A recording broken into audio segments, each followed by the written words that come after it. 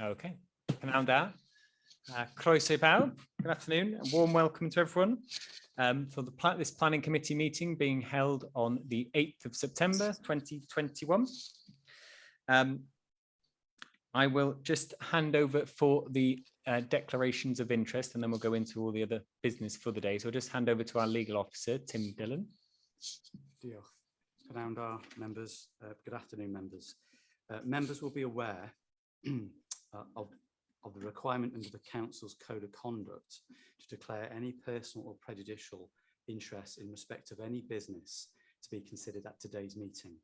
Such interest should be declared now or as soon as the councillor affected becomes aware that they have a personal or indeed a prejudicial interest in today's business.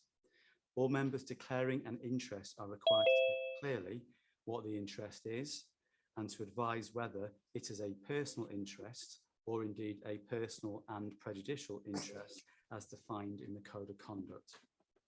Any member declaring a prejudicial interest is required to leave the chamber for the duration of the business and can take no part in the proceedings. Members with a personal interest only may take part in the debate and any votes. If a personal and prejudicial interest is declared today that has not previously been disclosed and recorded, the councillor concerned will be required to complete and sign a declaration of interest form, which is available from the committee support staff here today. Diolch. Thank you. Okay, so declarations of interest are second on the agenda. So just first on the agenda is apologies. So if you do know of any apologies, if you could just unmute and say now, please. Peter Evans, please, Chair. Thank you. Got that. So Councillor Peter Evans, yep. Councillor Rhys Thomas, Cynghorydd Rhys Thomas fel aelod lleol. As local member, yep.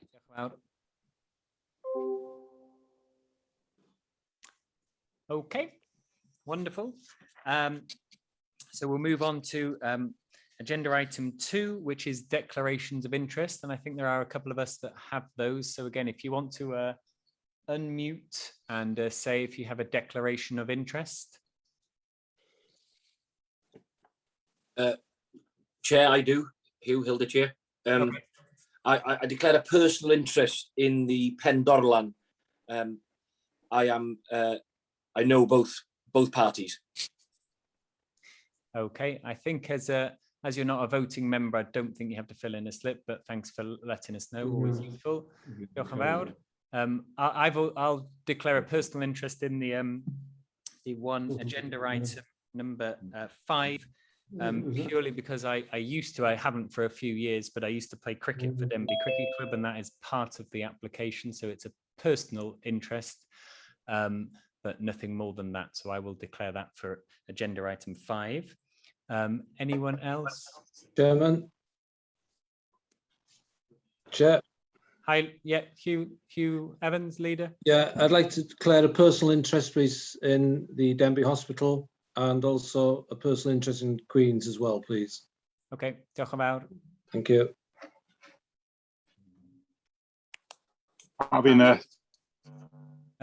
And myself, Councillor Emrys Wynne. Yes, thank you. Apologies, I've just joined. I couldn't get in with the laptop. I'm on my own computer, you know.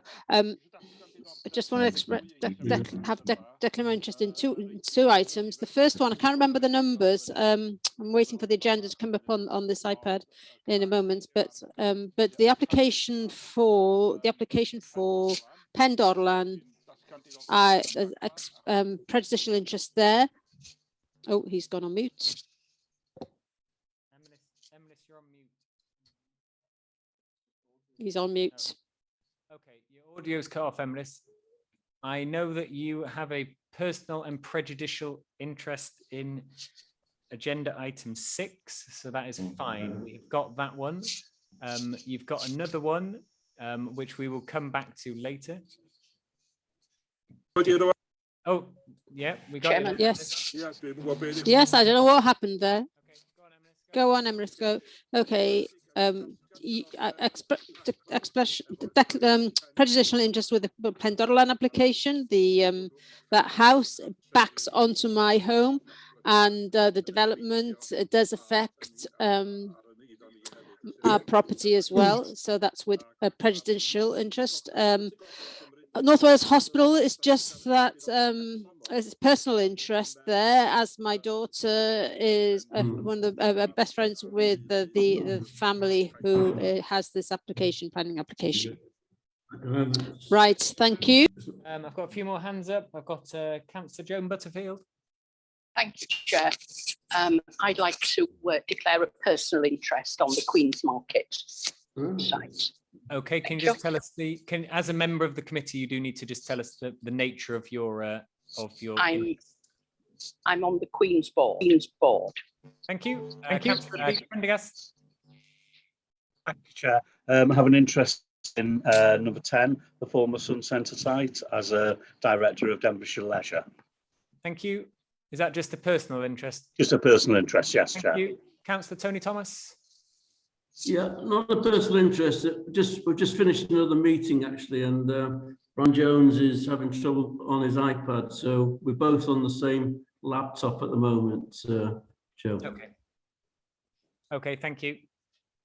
So right, that's not a problem at all. Sorry, Chair, I forgot. I need to declare interest as a director of Denbighshire Leisure as well. Peter's just reminding me. That's fine. You're sorted because you're not a voting member. So okay, cool. So you're okay. Okay. Right. Agenda item number 3. Urgent matters as agreed by the chair. Don't have any this month. So that's that. Right. Agenda item number 4. We're moving on to pages 9 to 16 of the agenda, which is the minutes. Okay, to confirm the accuracy of the minutes of the planning committee held on the 14th of July, 2021. So I'll just go through the pages, and as we always do in planning, if there is an issue with any of the items, then just unmute and say as we go through the pages, okay? So page 9 was the urgent matter about the Elway Solar. Pages 10 and 11 were the Nook in Bring Goodman Ruthin. Page 12 was an application in Redland. Page 13, application in RHYL. And that was on page 14 as well. Page 15 was applications 8 and 9. And then page 16 was still application number 9. So if nobody has any comments about that, could somebody just propose those, please? So proposed by Councillor Mark Young, seconded by Councillor Christine Marston, as a correct and accurate copy record. So unless anyone has any objections, then we'll take that as given. So if I'll just give you a few seconds now, and if anyone wants to disagree with those minutes, then unmute and speak now.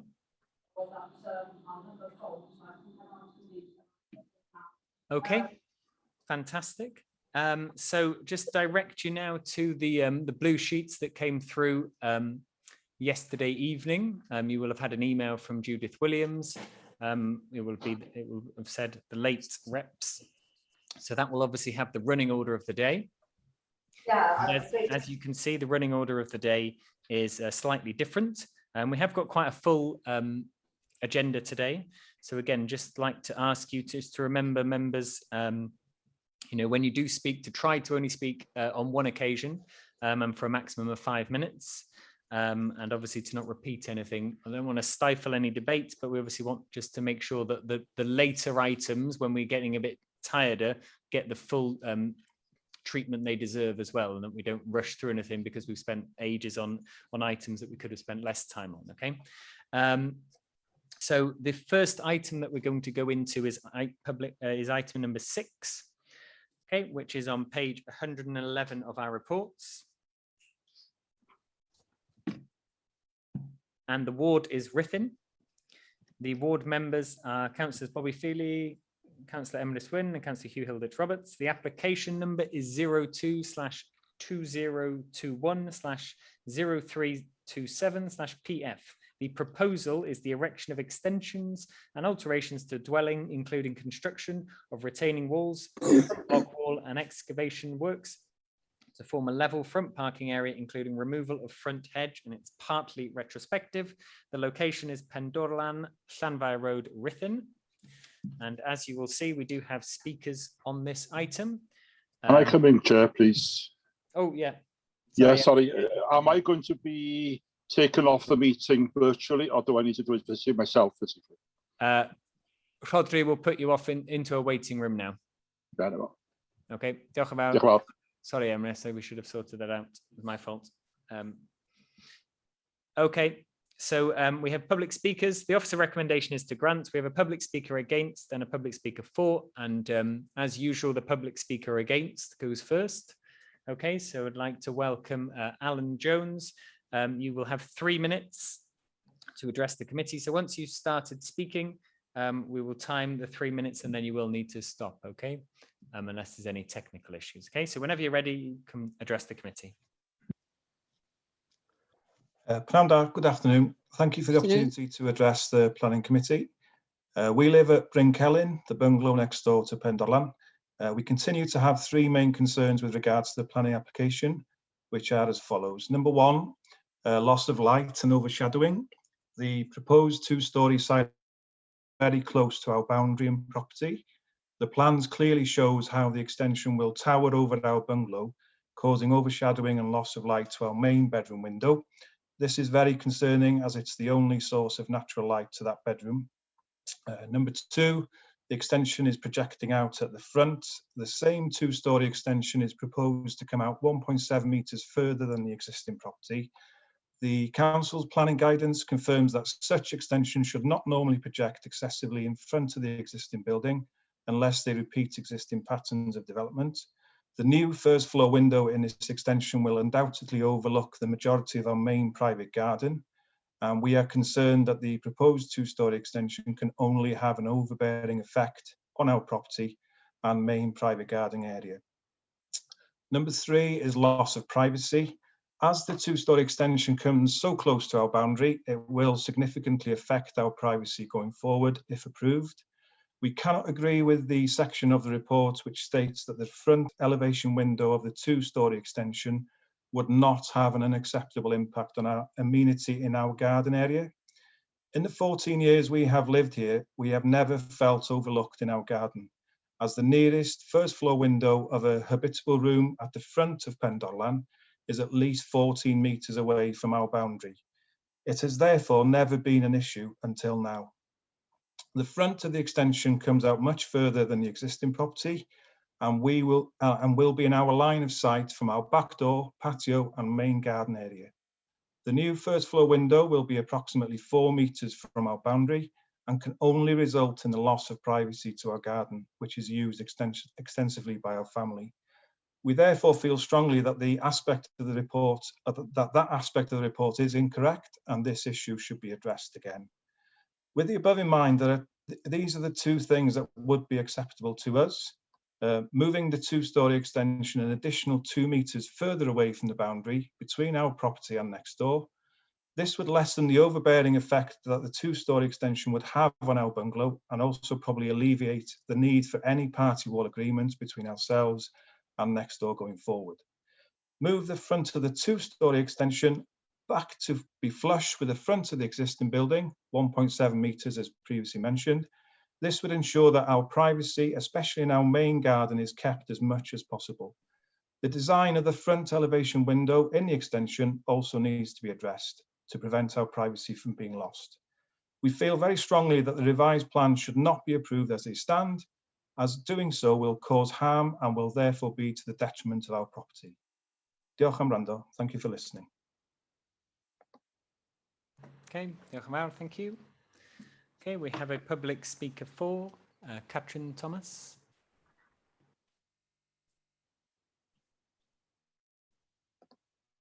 So whenever you're ready, you can start to speak and address the committee. Can you hear me? Yep. Fy mod yn siaradwr Cymraeg. Though I'm a Welsh speaker, I'm going to speak in English today. Language speaker, I wish to conduct in English today. Me and my husband Arfon, both born and bred in Ruthin, along with our 2 young children, we purchased the property earlier this year as we wanted to stay local to Ruthin town and create a spacious family home to grow that's in close proximity of my business and the boys' local school. After the recent sale of our old house, we are living between families and out of a caravan while we develop PENDORLAN. I personally visited our neighbours, Bryn Celyn, with our proposed plans before our application went in. We were told by them there is no issue. I was terribly saddened to find such an objection online. We believe we've done everything we can to work with our neighbours, and now that it's been escalated to committee, the whole ordeal has only brought great stress and upset to us as a family. Our plan to develop the house is into a more energy efficient, spacious home. Our plan to develop the house into a more energy efficient, spacious home for our growing family will improve the street scene and bring curb appeal to Llanfair Road, as other developers have recently done. We have worked closely with the planning officer who is backing our application, and have also worked to alter our original plans with the objecting neighbours with no avail. The living accommodation and layout of the existing house is very dated and doesn't offer open plan living as modern families wish to have these days. The plot layout is also back to front, with parking at the rear and a garden at the front near the very busy main road, which isn't suitable for families with young children like us. Every property on Llanfair Road, except for us and one other, have front driveways and rear gardens. Our aim is to create a front driveway with level parking and a secure private rear garden for our children to play. The planning officer has asked us to amend our first plans following concerns by the occupiers of Bryn Celyn. We work closely with our architect to reduce the impact on the neighbouring bungalow by reducing the roof height and creating a dormer-style two-storey extension. We also altered other factors to try and lessen any impact on Bryn Celyn. The officer agreed we had done as much as we could and that she was happy with the revised plans as it was in line with planning guidelines. As for the claim of overdevelopment, you can see from the aerial view map of PENDORLAN, it's the last house in the row and is by far one of the largest plots on the road. It would easily accommodate 2 large detached 4-bedroom houses, as has been done by developments at Crafnant and Havandeg lower down Llanfair Road. Only 18% of our plot will be utilised by the proposed extension. As for our rear single-storey extension, permitted development allow rear single storeys and 2-storey extensions, which would be considerably higher than the roof lantern we have in our proposal. We don't believe the reasons they have for objecting are valid, considering what we will be able to build with permitted development. As we have worked with our neighbours and the planning officer, you have to stop, sorry. We hope you will agree the recommendation to approve. Thank you. Deal. Thank you. Okay. There was a site visit for this last Friday. I don't know if Vice Chair wants to come in at this point, who was there. Thank you, Chair. Along with the local members, but the local members I know are going to come in a moment. So if the Vice Chair, if you just want to come in on the site visit, that'd be great. Thank you. Yeah, I think it was good to meet in PENDORLAN, just to give an appreciation of the sort of topography of the ground. What perhaps you don't appreciate from the pictures is that it is quite a steep driveway to the back of the house, and there is quite a difference in height between the sort of main Wrexham Road and the sort of back garden. So clearly there has been a lot of earthworks at the front of the house to try and create this parking space. And it's good to see the relationship between obviously PENDORLAN and the sort of immediate neighbours, sort of all around really, not just the sort of bungalow, but at the back of the house and alongside. So yes, clearly it's a dwelling within the curtilage of a town, and there are going to be close neighbours. So yeah, thanks, Chair. Thank you. Councillor Peter Scott, you were also on the site visit. Do you want to, just on the site visit, you can come in, and then if you want to come in later on other things, that's fine. No, I'll come in on the site visit if that's okay, Chair. Yeah. Yeah, I was. Peter, you're going to need to turn your video off. It's nothing against you, but we can't hear you very well. There you go. Off now. Yeah, I did go on the site visit. The property does look rather large and undaunting the way it is, because it's been gutted at the moment, but looking at the plans and what was there, there was no windows to the side that overlooked the bungalow. The garage will be knocked down that's there on that side, and the ground level lowered, so it won't be as tall as it was going to be. There'll be a nice garden at the rear, new parking area at the front, and a single-story building to the rear as well. I could actually see, from my point of view, no reasons why the property shouldn't be built as per the planning application, and I would propose that the application is granted. Thank you, Chair. Okay, thanks. Okay, I'm going to bring in the local members before we have any other conversation about that. So Councillor Bobby Feely, do you want to come in first, and then I'll bring in Councillor Hugh Eldridge-Roberts. Okay, thanks, Mr. Chair. I'm going to turn off my video just in case. Can I just say, on a personal note, it's disappointing when people fall out over house extensions and so on, and my heart goes out to both families, because, you know, it's a very difficult situation when one doesn't like what the other one is doing. I do pass this house almost every day of my life, and I had noticed that it had been on the market because there was a for sale sign outside for about 2 or 3 years, until this year when I noticed it had finally sold. As the work began to extend and improve the house to suit the new owner's requirements, I think I can say I was quite incredulous at the speed and amount of excavations which ensued. The previous front garden was demolished before my eyes. The depth of excavation work was pretty phenomenal. The private bungalow next door was now visible and exposed, whereas before it would not have been noticed from the road. The owners of the bungalow next door, along with the 3 local members, felt that this application should be called in and brought to the committee for discussion before a decision.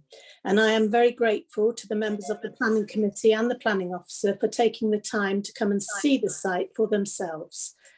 My fellow councillors Emrys Wynne and Hugh Hilditch have declared an interest.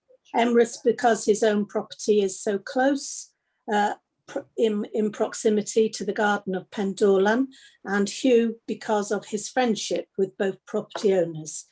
Undoubtedly, these extensions will make PENDORLAN into a pretty towering structure over this modest bungalow, Bryn Celyn, which is next door. You can see from the plans before you today that the house will be virtually doubled in size, bringing a double-storey extension within a few feet of the boundary of Bryn Celyn, overlooking and overpowering what is a very modest property next door, with a further extension going along the back of the property. Retrospectively, the building control officer concluded that most of the excavation work was okay, and I'm using his words, but not mine. They're the words in the planning application. But there is one section of the wall that will need a retaining structure, as they have excavated too close. This structure will need to be designed by a suitably qualified engineer and constructed to ensure the stability of the boundary wall. We have all seen the effects of climate change, with storms and driving rain venting havoc on buildings and undermining foundations, causing some to collapse. It is fairly obvious the stability of at least part of the boundary wall between PENDORLAN and Bryn Celyn has been destabilised by the extent and depth of excavations. I would add that these somewhat overzealous excavations took place without any planning in place. Furthermore, extensive levelling in places has gone very close to the boundary, exposing tree roots from the tree located in the neighbour's garden. But I do gather that since then, the tree expert has said this is not a problem. This has been a very stressful and upsetting time for both Alan and Caris, and I'm sure for the Thomases as well.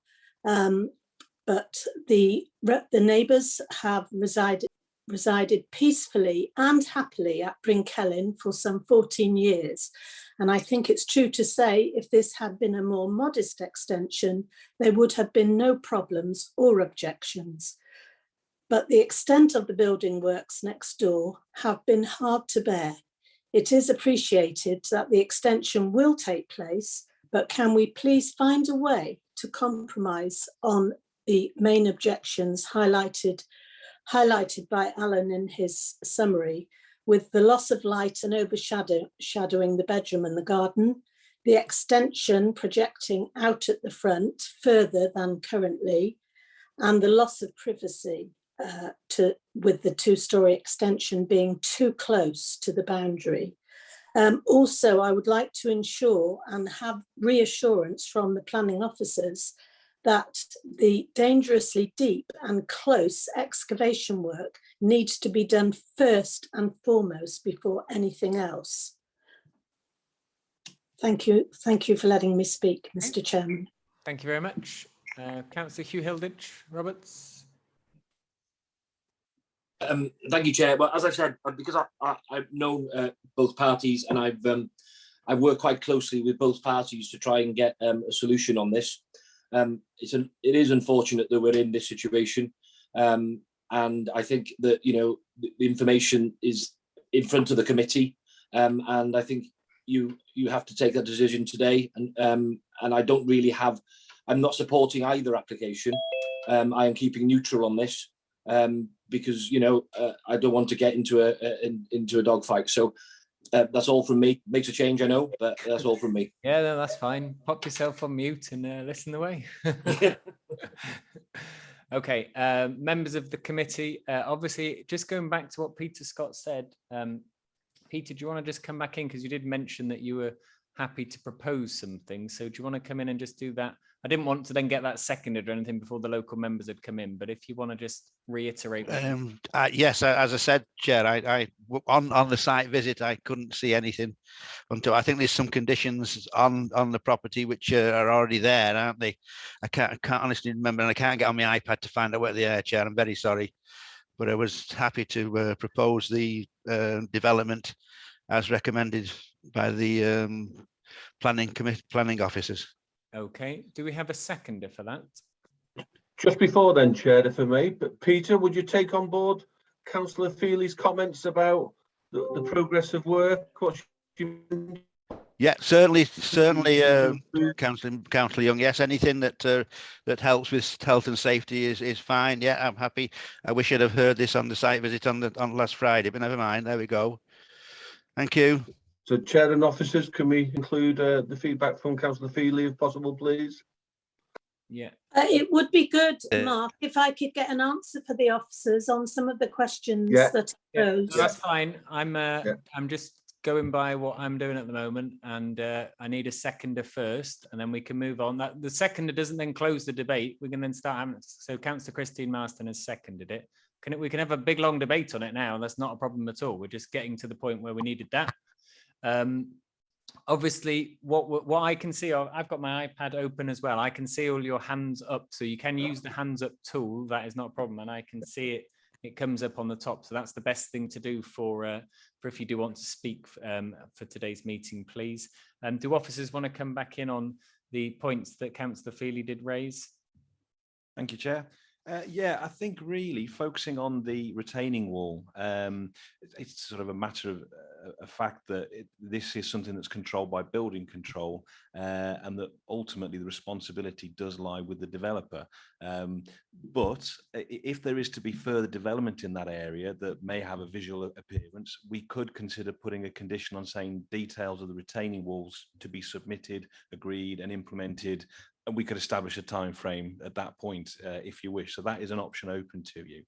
I think the other issues that Councillor Feely referred to sort of relate to how the building or the proposed extension would impact upon the neighbouring property in terms of its proximity to the bungalow. Well, I think as officers, we'd just like to point out that, yes, it's going up in height, but it's also moving slightly further away from the boundary than the existing single-storey garage.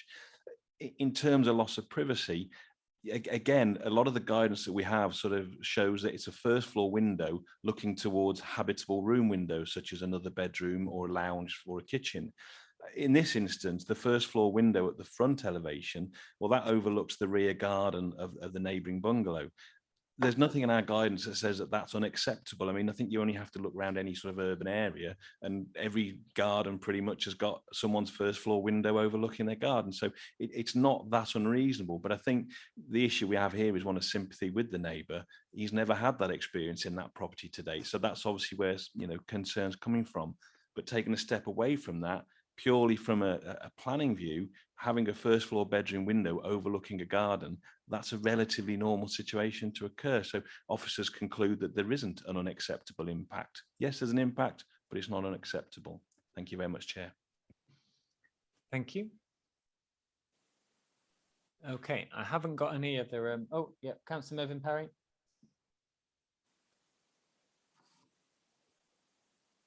Mute. If you're speaking, myself off mute, yeah, and I'll put my camera off. Yeah. Just going back on what Bobby said and what Paul said then. On sub-applications, we can actually stipulate that some parts of the works are carried out in the beginning of the development rather than at the end of development. And, you know, to maybe try and keep neighbourly relationship as best as possible, would it be possible to maybe ask that the boundary wall work is done at the earliest stage of the development rather than the last bit of the development, and then everybody would know where they are with it then? Thank you, Chair. Okay, yeah, do officers want to, I think that is okay. I just need to, do we need to do that in a condition, or? I think it'd be best to tidy up that area with a condition that we could say details of boundary treatments and retaining walls to be further supplied and implemented. We can establish that that's before work commences on the extension or words to that effect. I could agree that with the local members potentially. Okay, I'm just going to check with the proposer. Peter, are you happy with that? Yeah, happy with that, Chair. Thank you. Okay, thanks. Okay, I've got a few other speakers. I'll bring in the local member just because I know you were having your questions answered. So if you have something to raise on that, Councillor Bobby Feely. Well, yes, thanks. I was going to raise what Mervyn raised in terms of doing that work first, and I'm thank you that you are going to do that. I'm not sure, Paul Griffin, that is, that you addressed the boundary situation with it being so close, as you can see from the photographs. Would it not be at all possible to move that slightly in the way that Alan Jones explained when he gave his piece? I thought that sounded quite reasonable and wouldn't really detract from the size of the house that's going there. It wouldn't detract, and it would give a wider space pathway through from there for them as well, from front to back. Would that not be possible to include? I know this is a stage, but, you know, in the interests of harmony and in the interests of, you know, both couples, you know, I think that should be regarded as a possibility. Thank you. Thank you, Chair. I'll bring in Paul, but I don't think we can do that. Thank you, Chair.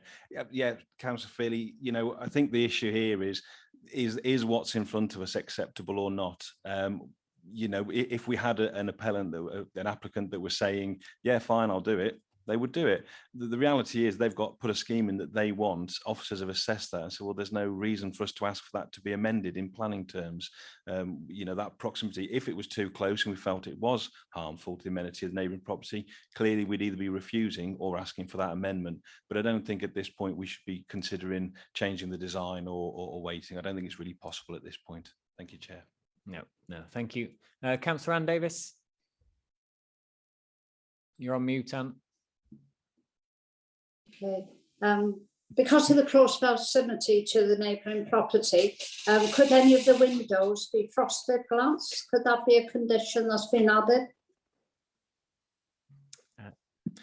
Thank you, Councillor Davis. If you have a look at the plans, we've only got one window proposed to the side elevation of the entirety of the extensions, and that's a ground floor window, and it's marked as being obscure glaze. So that would also, not only would it be obscure glaze, but it would be screened from the neighbouring property, from the bungalow, by the boundary treatment, which is at present a 2-metre fence. So we've also added a condition to the report that says no additional windows other than those shown, no additional windows those shown shall be inserted at any time. Hopefully that helps. Thanks. Okay, wonderful. All right. I haven't got any other speakers. Obviously, if you didn't want to vote for this, you would need to sort of probably make yourselves known so we would know what reasons you were thinking of refusing it on. And we have had a proposer to grant, we've had a seconder, and we've had a condition added to that, which the proposer and seconder are happy with. An alteration to the motion, yep. So we will now. Oh, Councillor Paul Penlington, you've got your hand raised. Thank you, Chair. Just turned up rather late, so apologies for that, but I will abstain on this item because I've missed most of the debate for that reason. Thank you. Okay, thank you, Councillor Penlington. Just remember, if you do have any personal or prejudicial interests in any of the other items, just to make us aware as soon as possible. Okay, that's fine. Thank you. Okay, so we'll go to the vote on this one. And it will be in alphabetical order. So for this one, it is, if you vote to grant, it will be granting in accordance with officer recommendation, plus the condition. You can then obviously vote against that, and you can also abstain from the voting. Okay, so we'll start off, and that is with Councillor Joan Butterfield.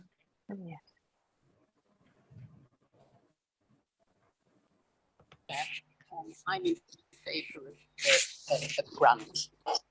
To grant. Yeah, that's to grant. Thank you. Thank you. Councillor Ellie Chan. To grant. Thank you. Councillor Anne Davis.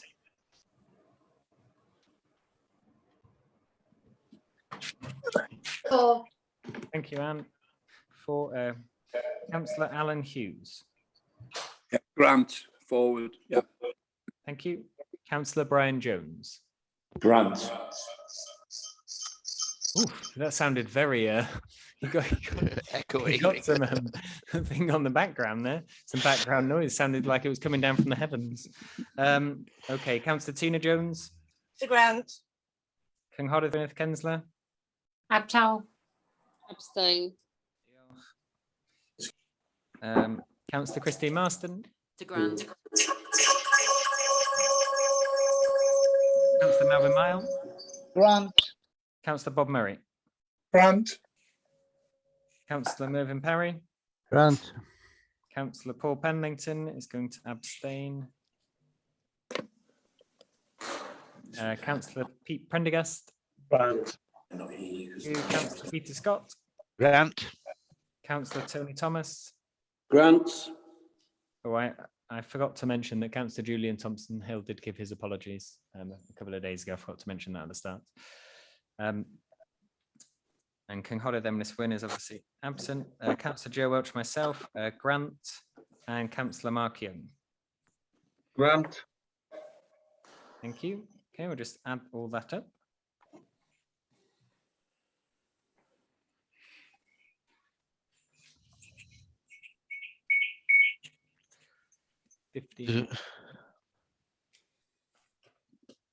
Okay, so that was votes to grant was 15. There was no votes against, but there were 2 votes to abstain.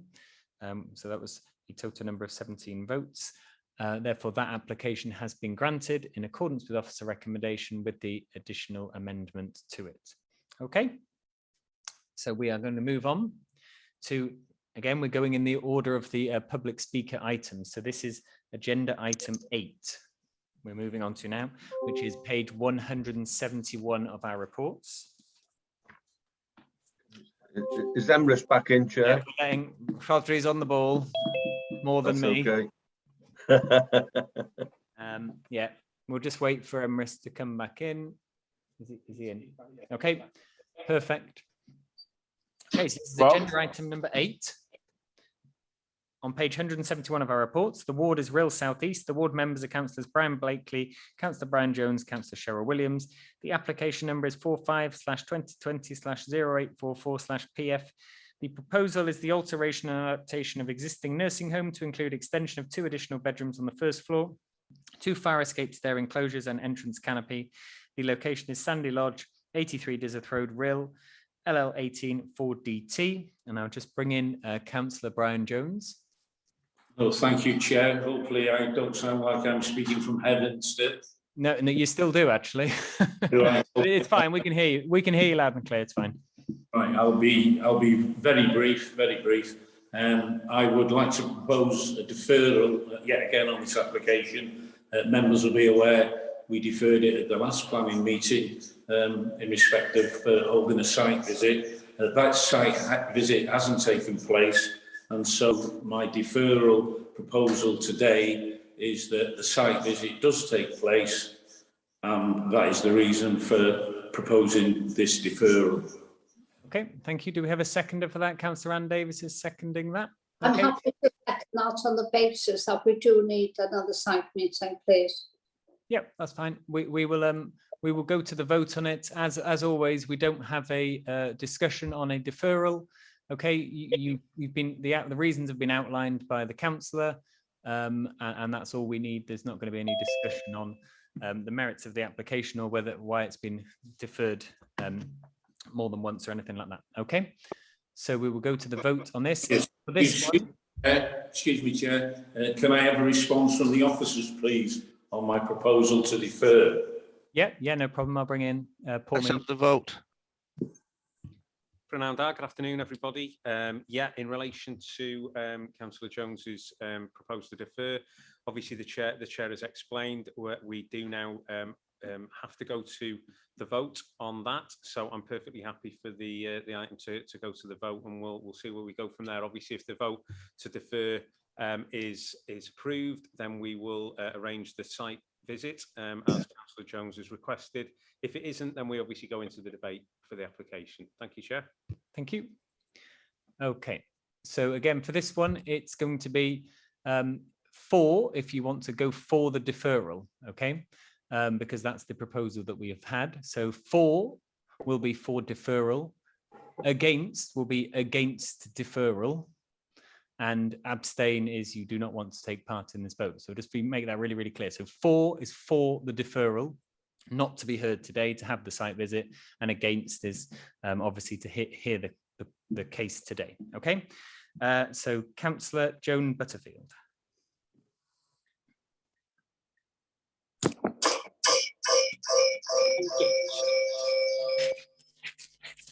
Hi, Joan, I didn't hear that, sorry. Sorry, Chair. I'm against. Against, okay. Councillor Ellie Chard. Against. Councillor Ann Davis. For. Councillor Alan Hughes. For. Councillor Brian Jones. For. Councillor Tina Jones. For. Cynghorydd Gwyneth Kensler. Sorry, we am a map. Sorry, I'm going to abstain. I didn't hear the discussion, all of the discussion. A deferral, Gwyneth. Yeah.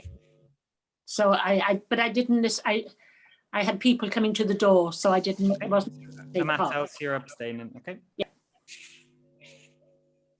Councillor Christine Marston. For. Councillor Melvin Mile. For. Councillor Bob Murray. Against. Councillor Mervyn Perry. Against. Councillor Paul Pennington.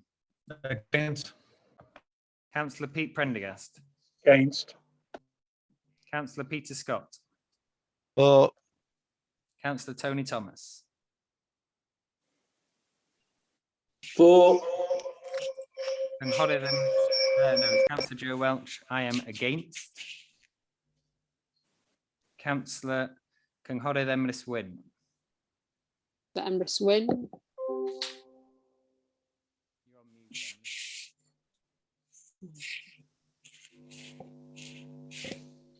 Yn erbyn.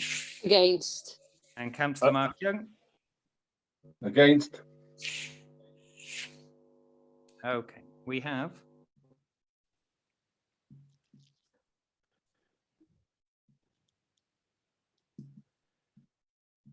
Didn't hear that.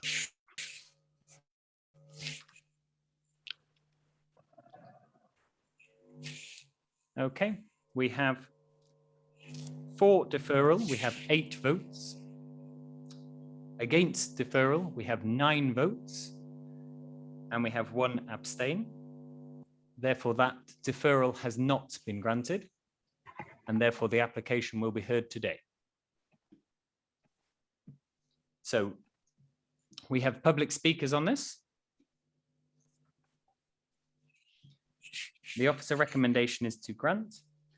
We have public speakers against and public speakers for. The public speaker against is Tim Carty. So I think we are going to have somebody who's going to read out his objection as he could not be present here today. So we'll just wait a moment. There obviously is a little bit of information on the blue sheets. Okay. So it's obviously got the information regarding the site visit, which obviously wasn't discussed at the last meeting because it was deferred. So you can just be having a little look through that as we just get set. Okay. So Paul Mead is going to read out the comments from Tim Carty, who is against the application. Thank you, Chair. Yeah, this is the speech of Tim Carty, who is proposing an objection to the development, and I will begin his speech now. The detailed application references the proposed use of the facility as a private psychiatric hospital, and the Medirose website talks of accepting referrals from those detained under the Mental Health Act and those subject to hospitalisation orders.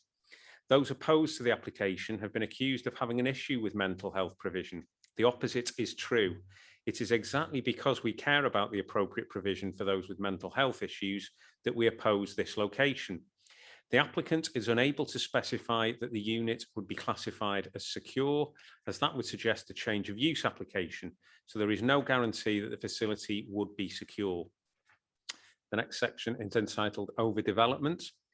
The site has been developed twice previously, expanding the building footprint and reducing the open spaces on the site, most of which will now be parking spaces. The building failed as a care home due to its unsuitability. Would you choose to send a loved one there? If not, why is it appropriate for those with mental health challenges? Do they not deserve better? The building is old, gloomy, and unsuitable as a place of respite and rehabilitation. The location is in the middle of a residential area with no green space to aid recuperation. Let's use the example of prisons. Old buildings are not now deemed appropriate, and modern facilities are the way forward. Why should we accept less for those with mental health issues? The next section is entitled Traffic. The traffic survey relates to the previous use when the building was operating as a care home. This was 4 years ago, prior to the Aberkinsey development, which has increased traffic on the DYSERTH Road. This has put pressure on the junctions meeting DYSERTH Road at Penamice Avenue, the Parkview Estate, Lonastrad and Hale Lease. A further 100+ units are planned in the short term, exacerbating the problem. Speed on that road has increased with the traffic flow. In addition, the proposed plan has dedicated parking spaces, but should they not prove enough, the temptation will be to park on the main road, and examples of that are when parents pick up from the nursery next door. I believe this was witnessed on the recent site visit. Next section is entitled Need. Work is beginning shortly on a 66-bed facility less than a mile away. The Medirose website states it is intended to provide specialist mental health services to enable local people to access high-quality care as close to their families and social networks as possible. Should there not be a need for local referrals, are we expecting RHYL to become a dumping ground for referral patients from outside the region? A Freedom of Information request reveals that in the period 2018 to 2021, the local NHS Trust referred 90 patients in total to facilities outside of the area due to a lack of capacity, with the average stay of less than 6 months. It points to over-provision once the larger building on Brighton Road is completed. The next section is entitled Nuisance. The proposed development of Sandy Lodge would negatively impact the residents to the rear of the property, plus provide viewing into the rear of the day nursery alongside. Previous additions to the building have ensured that any further development will encroach on the light and open aspect, particularly to those residents of Kai Griffith. Can I urge the members of the Planning Committee to reflect on the issues above, along with the existence of a 600-strong Facebook group in opposition to the planned development and a 300 signature petition lodged at change.org, and vote to refuse the application. Thank you very much. Okay, we have a public speaker 4 as well. It's John Horden. So, Mr. Horden, when you are ready, you will have 3 minutes to address the committee.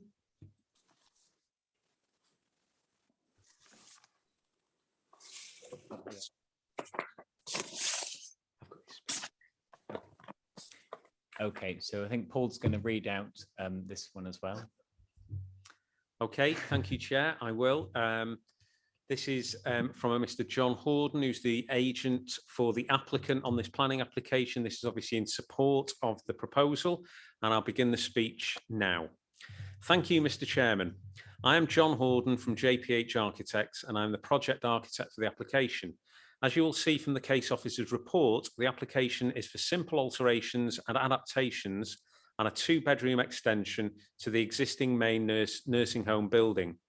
I believe that the proposals do not have any objections or planning concerns in terms of density, scale or form, and that the proposals are in keeping with the ethos of the building and its function. Please also note that the case officer is moving for approval of the application. We are mindful that there has been some public concerns regarding the application on the grounds of function and use of the building. Currently, the building is an existing nursing home and is classified as C2 purpose group. There is no intention of operating outside of this use. I want to reiterate that the purpose group of the nursing home future use is C2, and as an independent hospital, it will fall absolutely within C2 use. Use C2A is for a secure unit, which this building categorically is not. Furthermore, the use and purpose group of this facility is not a material consideration for this application.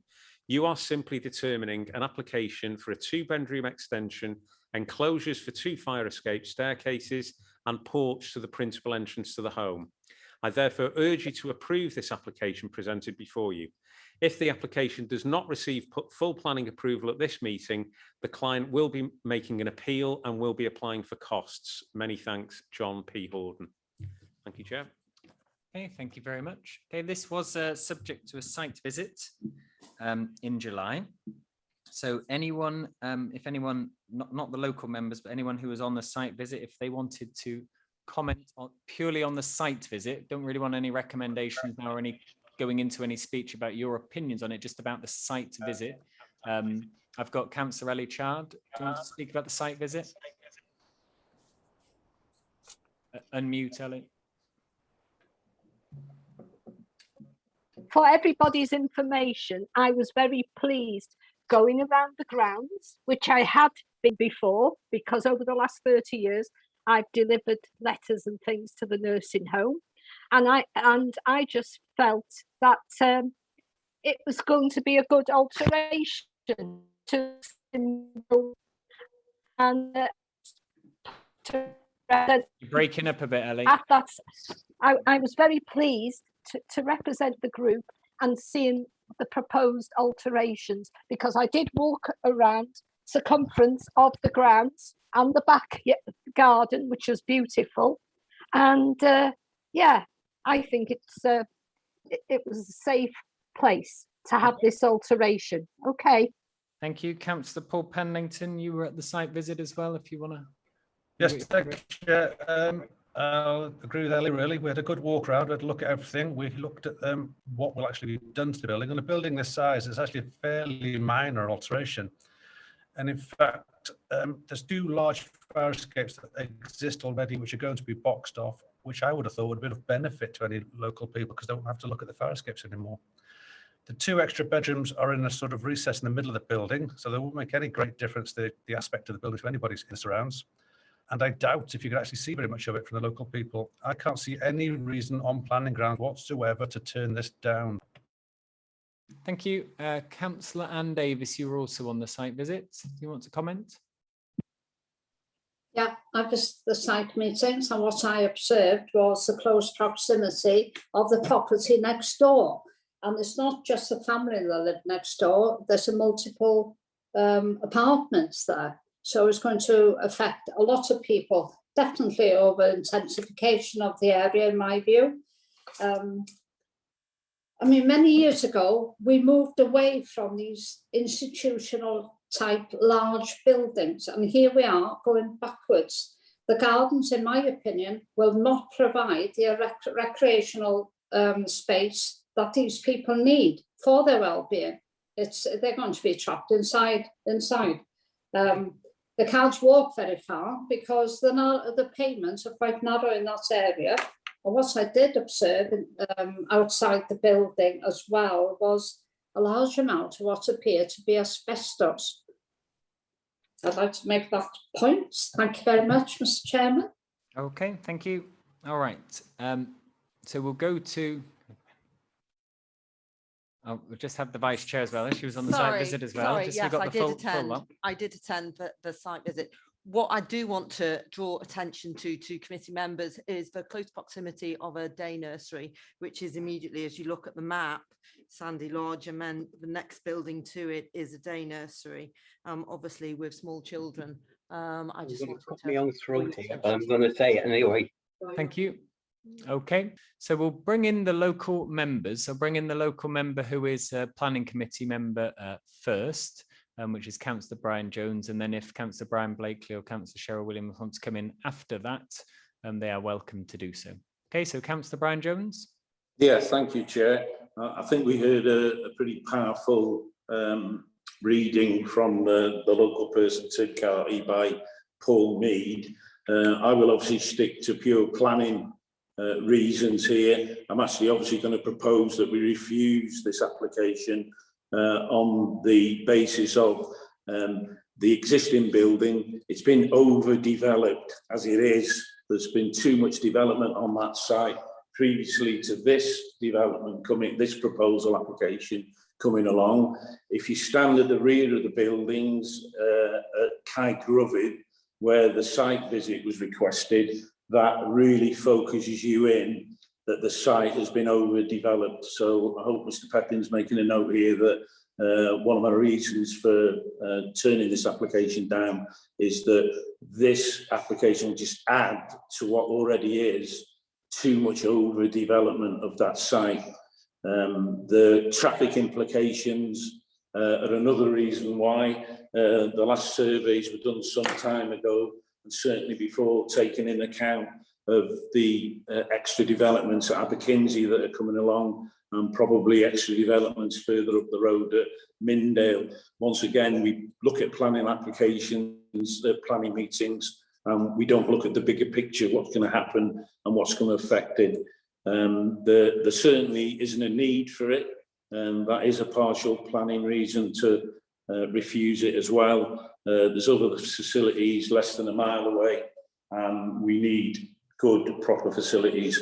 So that's all I've got to say on it. We should have had the site visit at Caergryvid, because that does really hammer home the overdevelopment of this site.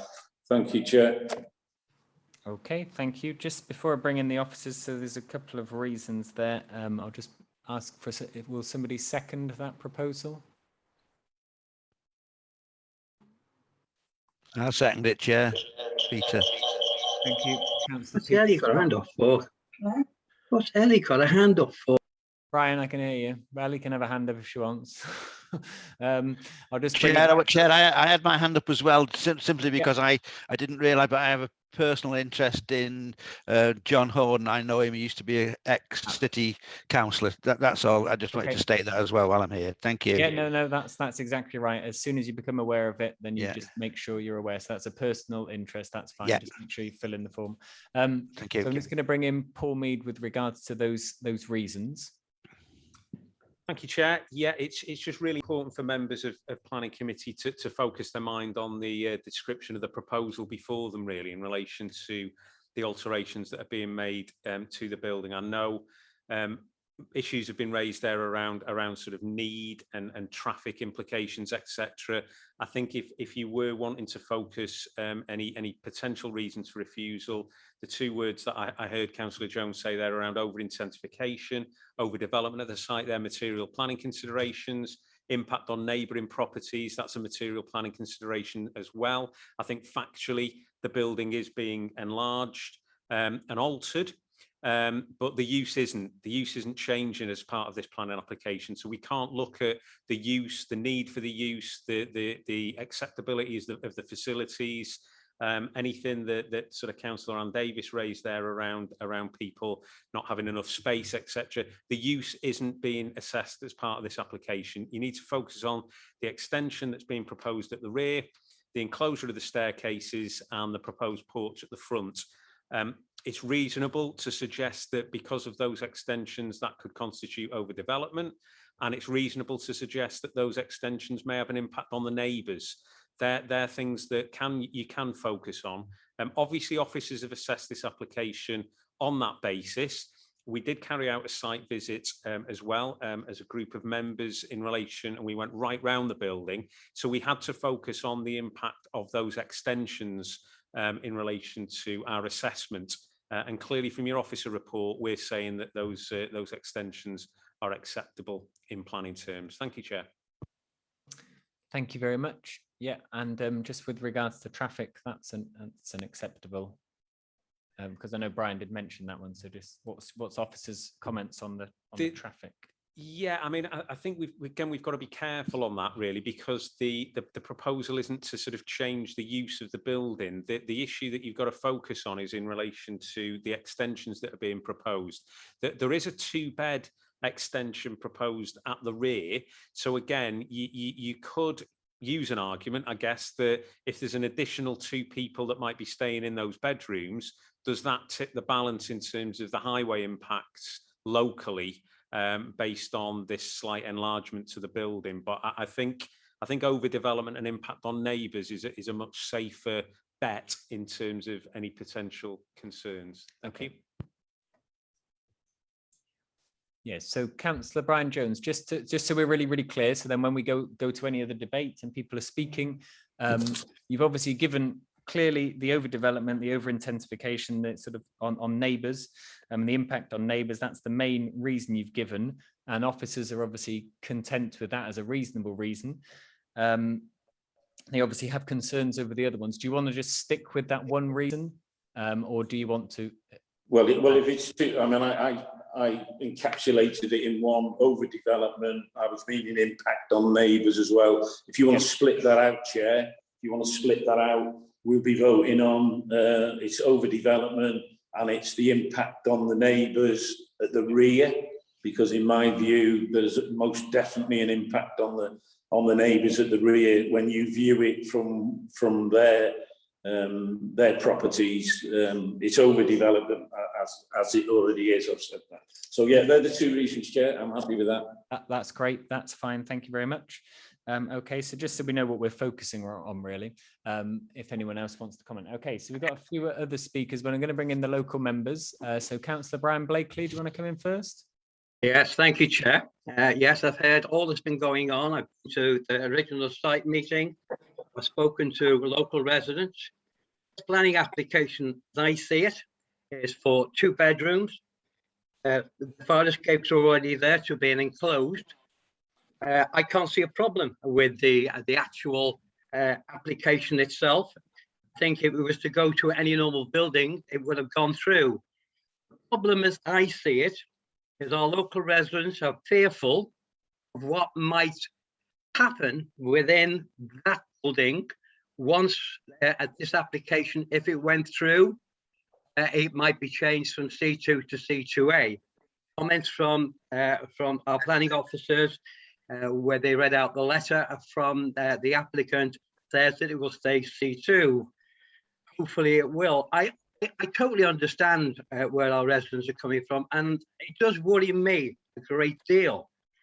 The problem is that this is a straightforward application, a planning application regarding 2 bedrooms to enclosed fire escape.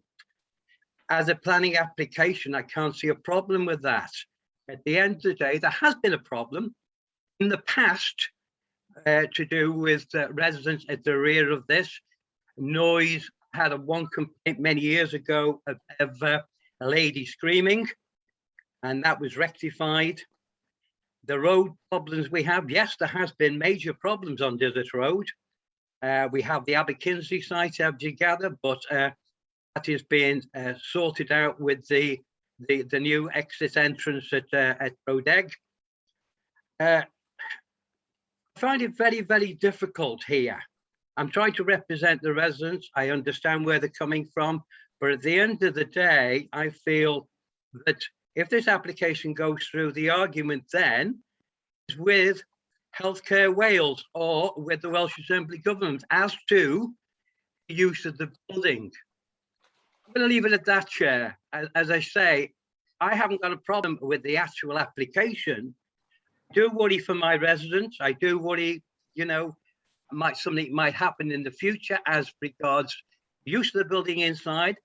That leading up and going through all these applications and Google and everything else, and people I've been to in our government, they tell me then the argument would be with Healthcare Wales and the Welsh Assembly Government if the donor tried to change anything within the building.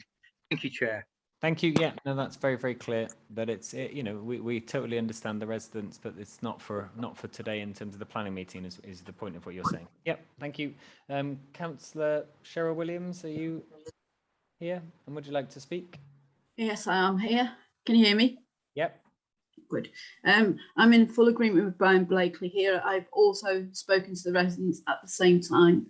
And, you know, I can't see an issue. At the end of the day, it's not for us at planning, at any planning committee to make decisions on what healthcare, you know, the regulators for this will be saying. It's a planning application in front of us. That's all it is.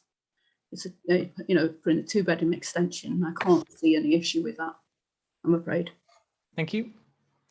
Okay, we've got a few hands up. I've got Councillor Mark Young. Thank you, Chair. I'll turn my camera off. Just a couple of points for officers and local members to answer. So a comment's been made about overdevelopment. So if Paul Griffin can just confirm, obviously these percents in planning regs on what you can and can't do. So if you can answer that, and how far or close is the building from, the new extension from neighbours? And to local members, a mention of childcare has been mentioned. Have they raised concerns? I can't see anything officially, so it'd be good if you had any feedback on that point, please. Thank you. Thank you. I've got Councillor Ellie Chard. You've got your hand up.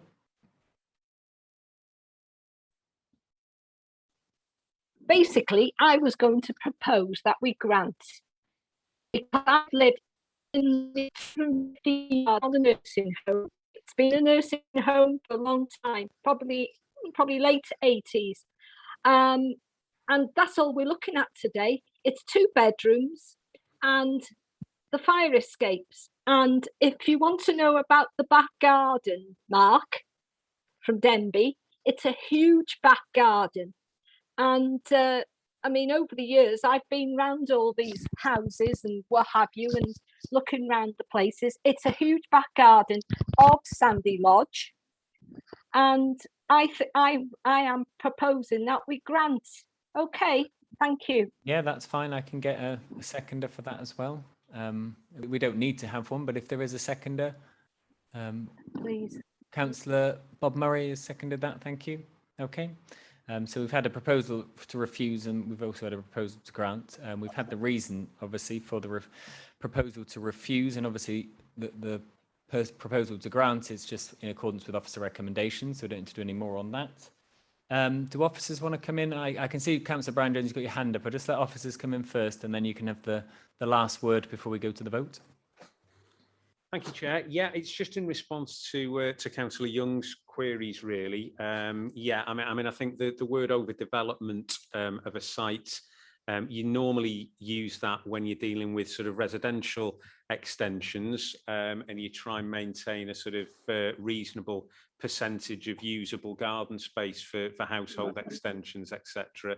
I think where you're talking about this particular building and what it would have been in its original form, I don't think we can deny that the building has been extended quite extensively over the years with sort of multiple schemes for extension, conservatories, porches and the like. So I think it's a bit subjective, the word overdevelopment. I think where you've got a history of applications for extensions to a building, this is obviously a commercial building. It's a building that's been used for residential care over a number of years. Further extensions to it, I guess you could argue, would be overdevelopment of the site. Obviously, officers aren't arguing that. Officers are arguing that the extensions proposed are perfectly acceptable, given that the size of the site and the space around the building. The distance to neighbouring dwellings, again, where we're looking at the sort of main potential impact here, it is going to be the extension at the rear, which is a first floor extension to create 2 bedrooms. There is already, it's not projecting any further towards neighbouring properties on Kai Griffith at the back. So there is already windows at 2-storey level and higher in relation to the rear elevation of the building. But we are accepting that there's a reasonable distance of over 21 metres back to back in any case, in terms of that proposed extension at the rear and the impact on Kai Griffith. So I think that hopefully answers the questions around overdevelopment and impact on neighbours, which, as I say, it's all in the report anyway. The issue then around, have we had any input from colleagues elsewhere within the council about the potential type of care, level of care? Well, clearly, because this application is for extensions to the building, we haven't, because there is no proposal to change the use. I think other members have kindly pointed out, really, in relation to the general management and registration and the arrangements for the use of buildings, that is generally done by the Care Standards Inspectorate anyway. So they wouldn't necessarily have commented either in relation to this proposal for extension. So I hope that answers those questions, Councillor Young. Thank you. Thank you. Okay, Councillor Bob Murray, you've got your hand up. Yeah, could I just ask Paul Mead what the difference is in over-intensification of site or overuse of curtilage?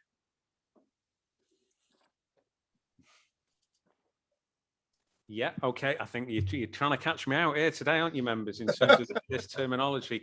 Yeah, it's a good question. I mean, overdevelopment tends to suggest that you've got a site area, you've got a curtilage area, and what's happened within that curtilage area is that there's been more buildings put on there that have taken up potentially green space or open areas.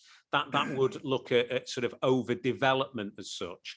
Over-intensification tends to be linked to uses. So you've got a use of a building that's currently, maybe contains a certain number of bedrooms, and there's a proposal then to put a lot more bedrooms within that building, within the same use. That could be constitute maybe an over-intensification of use. Both of those words, Councillor Murray, obviously it's in relation to impacts. And we always have to assess what the impacts of those things might be, where the harm might be. In this instance, because of the size of the site, the size of the building, what's gone on there previously in terms of extensions, we don't consider this to be overdevelopment. We don't consider it to be over-intensification. Thank you, Chair. Just one of the things Councillor Mark Young did raise was if the childcare business next door, had they raised any concerns? Just to pick up on that one.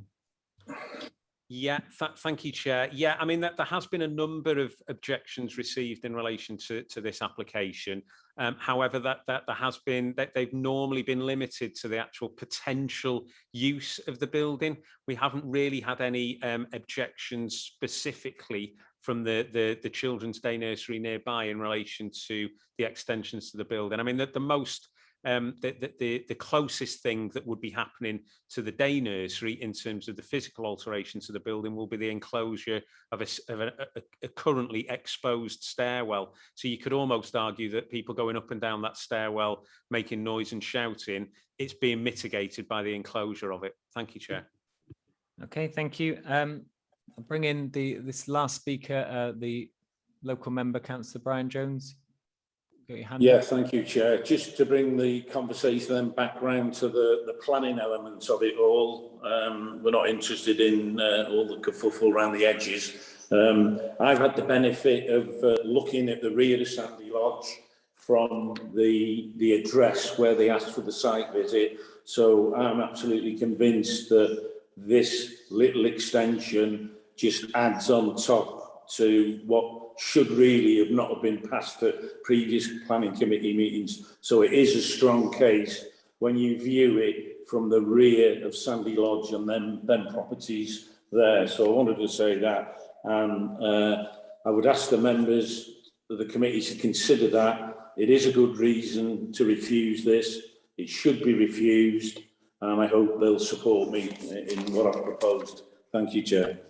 Thank you. Okay, that's really clear. I think we're all absolutely content with where we're at. So we're going to go to the vote. So remember, for this one, you are going to either vote for, which will be in accordance with officer recommendation. So for will be to grant, or we can say grant, in accordance with officer recommendation. Or you're going to go against. And if you are going to vote against, that is for the reason outlined by Councillor Brian Jones, who proposed it. Or you obviously have the option of abstaining. Okay. So we'll start again with Councillor Joan Butterfield.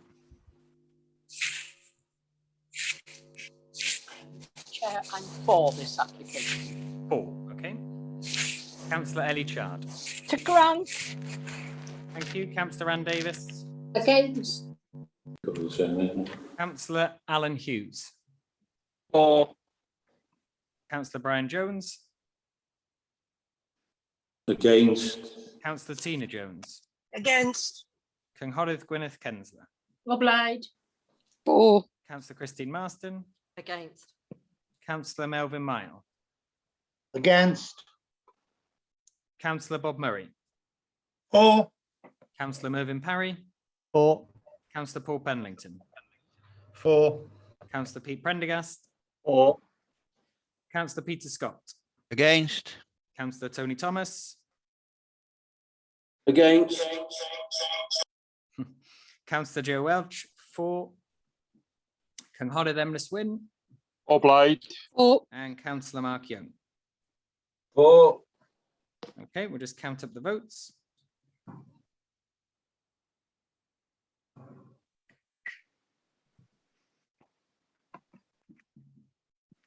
Well done. Okay, so we have 11 votes for, 0 abstain, and 7 votes against. Therefore, that application has been granted in accordance with officer recommendation. Okay, we are moving on.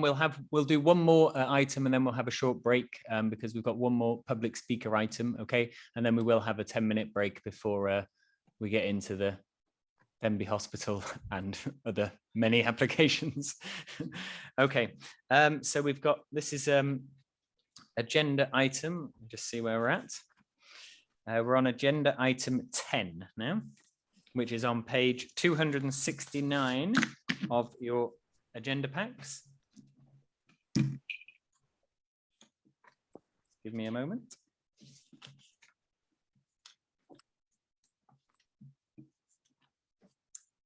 So agenda item 10, the ward is RHYL East. The ward members are Councillors Barry Mellor and Councillor Tony Thomas. The application number is 45/2021/0265/PF. The proposal is the change of use of land to Sky Flyer Balloon tourist attraction, including the installation of concrete platform, mounted winch and associated Sky Flyer balloon and basket, siting of toilets and reception buildings, landscaping and associated works. The location is the former Sun Centre site in East Parade, RHYL, LL 183AQ.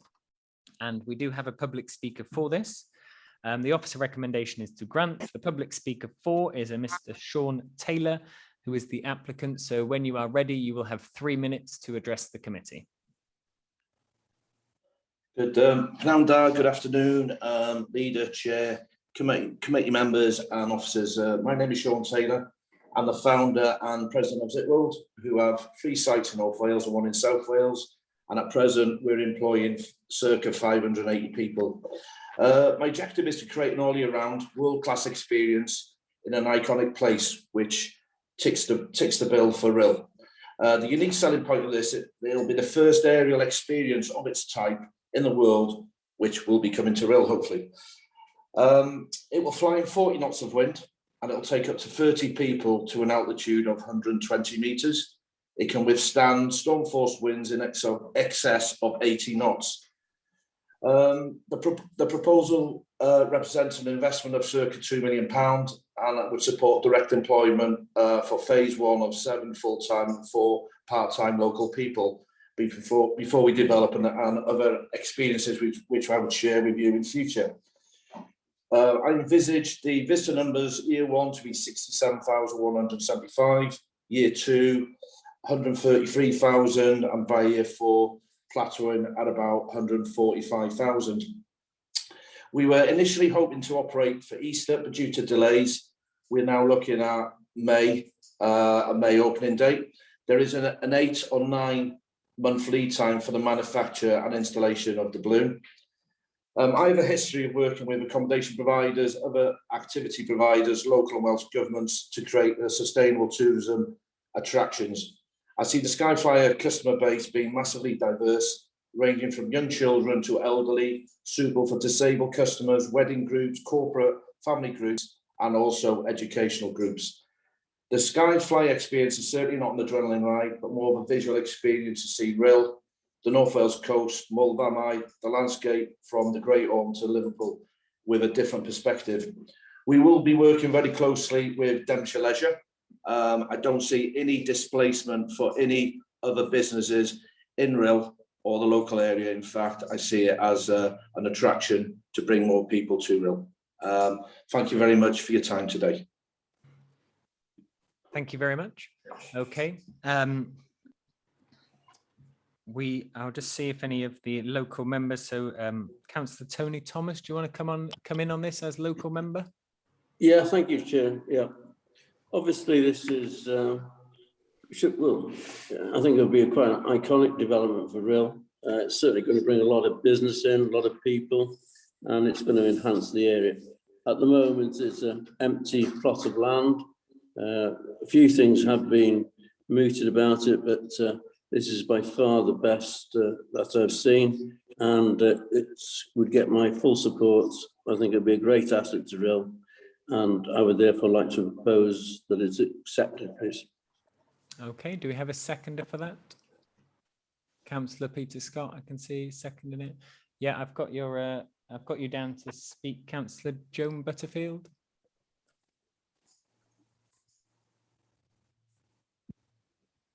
Yeah, I would have been very happy to have seconded the ward member. I see that this will be hopefully an advantage to the experience of coming to RHYL. We look forward to it, I think.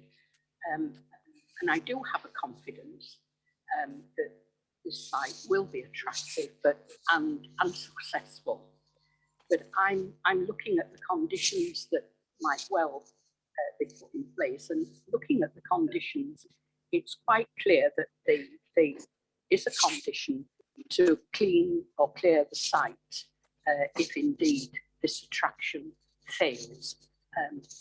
We all, I'm sure, wish it well, but I have got to look at perhaps what might happen, and I would like it to be in more detail the clearance of the site should the attraction fail.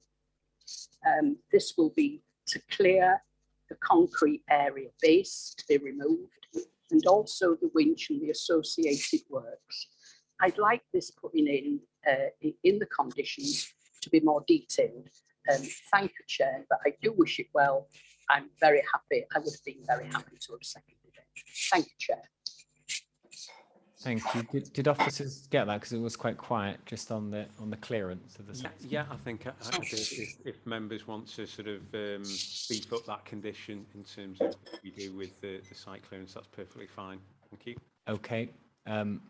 As the proposer, Councillor Tony Thomas, are you happy with that? Just beefing up the condition of the site clearance, or you may not have heard it all.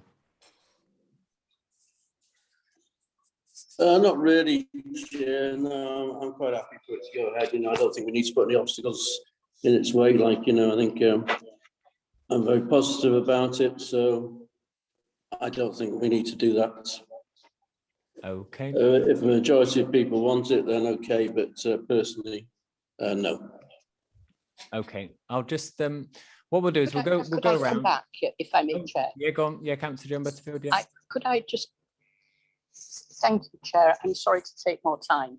I'm very confident that this attraction will prove a positive asset to RHYL and of course the county. It is a year-round attraction that will obviously be bringing work to the area. So I have no problem with it at all. But I do believe the condition of clearance of the site isn't quite in detail as I would like to see it, and hopefully could put that into the conditions in that it would be the associated work as well, not just the concrete base, but the winches and the associated work. Okay. Thank you, Chair. Yeah, no, that's fine. I'll bring in Paul Mead there because I understand your point, but I also understand, yeah, Tony Thomas's point. We don't want to put unnecessary burdens on the developer. So, but I understand both. So Paul will hopefully be able to clear things up so we can get a.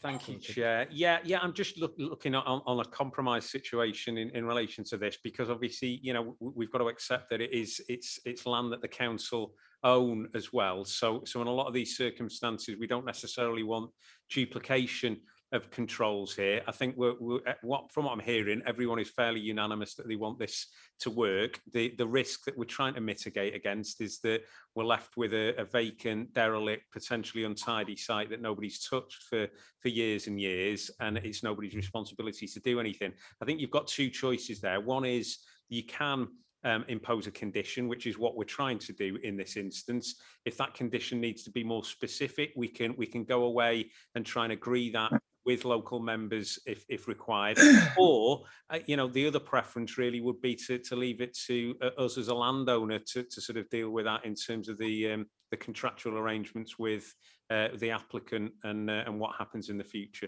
Thank you, Chair. Okay. Yeah, I mean, if we look at page 294 on number 11, that does seem to me to be quite robust. If I just read it out very briefly, should the use of the site for the Skyflower Balloon tourist attraction cease for a continuous period of 6 months, the Skyflower Balloon and all ancillary structures shall be removed and the land restored in accordance with the scheme to be submitted to and approved by the local planning authority. So they do have to, so I think Councillor Butterfield, that does really hopefully cover the bases really, because they will have to submit something that we will have to agree with. I think your concerns are noted, and then if that's because they will have to submit something, it will have to be something that we do agree with, and certainly local members will be involved in that. Do you want to come in, Joan? Yeah, thank you, Chair. I will be content with that wording, but hopefully that wish it every success, but should it fail in any way, I will rely on the council through the planning to be as robust as they possibly could, and I do thank you for that. So I do accept that. Thank you, Chair. Okay. And I will withdraw any of my further concerns. Thank you. Okay, Councillor Christine Marston. Thank you, Chair. Just again, clarification on condition number 7, no signage, and then in brackets it says advertising or directional. And it's talking about sort of on the is it on the gondola? Does it include the actual balloony bit? Thank you. come in on that, Yeah, go Chair. for it. Sorry. Yeah, I mean, I think it's really just a control condition. So that we want to make sure that it doesn't rule anything out in relation to signage, but it's just written approval from us of whatever they might want to put on. Thank you. Yeah. Okay. I've got Councillor Bob Murray. Yep, Chair. I'd like to ask Sean, the person that's going to be doing this. You can't ask Sean any questions today. Oh, crikey. All right, I'll ask the thing then. I've looked back on this quite a bit, and I hope it does succeed. But I've seen one in Disneyland that absolutely cost them a fortune and never came to it. One in Australia, Ayers Rock, that blew up, and they threw that to the side. It goes up, it looks over the sea, it looks over the roofs of RHYL. This is exactly what happened to the Sky Tower. Most people that went up the first year, thousands of them, but the complaint was, we're just looking over the roofs of RHYL, and it is very weather reliant. I'm not against it because we need everything we can get, but I'm not so sure it's going to be as or work as well as we think it is. Thank you very much, Chair. Yeah. Okay. Thank you. That's fine. I don't think. Oh, Councillor Paul Penlington.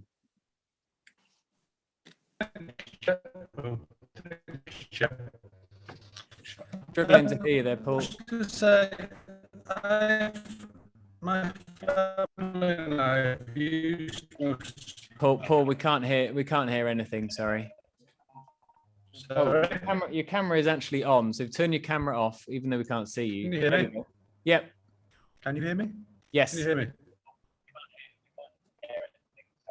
Oh. We can hear you. Well, we Can you hear me now?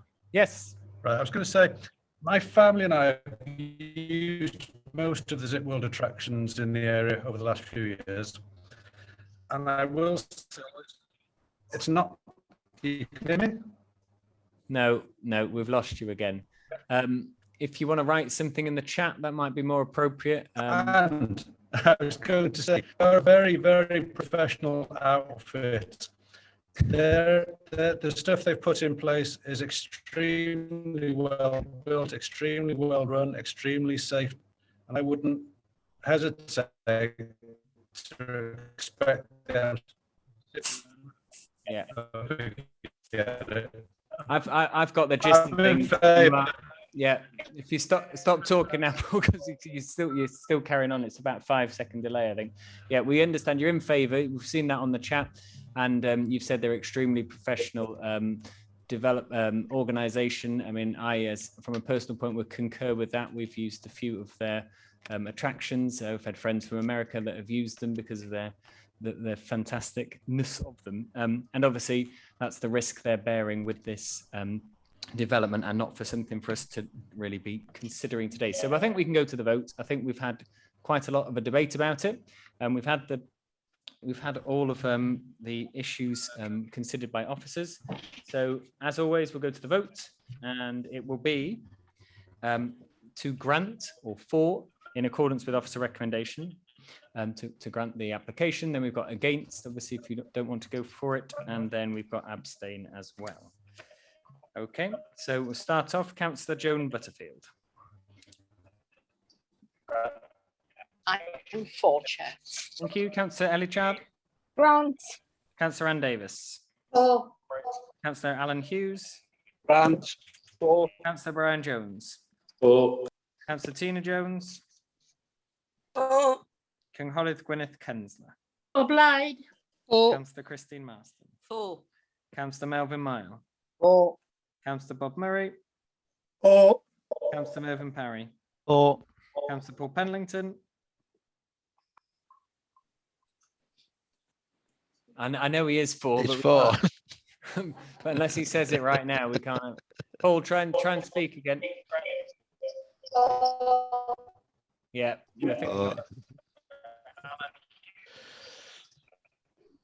I think it's not going to make any difference. He was for, though. I think I heard. Yeah. Then.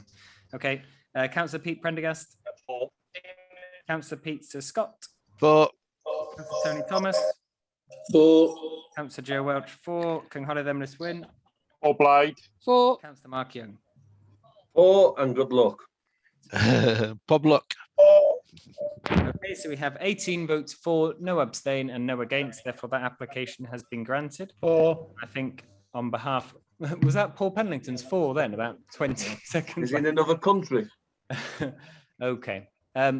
So I think we would all wish that the best of luck as a new exciting development. Okay, we're going to have a short break now, about 10 minutes until 3:20. And then if we can all come back as soon as we can, because again, we have got quite a few things to go through still. Okay, so just a short comfort break if we can. Thank you. Okay, so welcome back. So we're moving on to agenda item number 5, which is page 17 of our reports. The ward is Denbigh Upper / Henllan. The ward members are councillors Geraint Lloyd Williams and councillor Glenn Swingler. The application number is 01/2020/0315/PF. The proposal, here we go, is the conversion, restoration, part demolition and adaptation of main range listed buildings to residential use, 34 dwellings, demolition of nurses' home, mortuary, isolation ward, allied ward and former gasworks buildings, and development of land within the hospital grounds for mixed use as enabling development, including up to 300 residential units and up to 1,114 square meters of business units, comprising a mix of A1, A2, A3, B1, C1, C2, C3, D1 and D2 uses, siting of the Denbigh Cricket Club and construction of access drainage and associated works. The location is the former North Wales Hospital, Denbigh. Okay, there is no late information on that, apart from there is a little bit of the officer's notes. Okay, so as you can see, there was a member briefing last week, and there is some information from Councillor Rhys Thomas. He's not a local member he's not the local member, but he's a Denbigh member area group member. And so that's why his information is on there, because he couldn't attend today. I'll just bring in Paul Mead, who's going to introduce this item for us. Thank you, Chair. Yeah, officers consider it appropriate to provide committee with a brief introduction to this item, given the length of the main officer report. It was for this reason, and given the complex planning history of the site, that officers also provided members with an informal briefing on the application on Wednesday, the 1st of September. Factually, the type of planning application before members today is known as a hybrid application.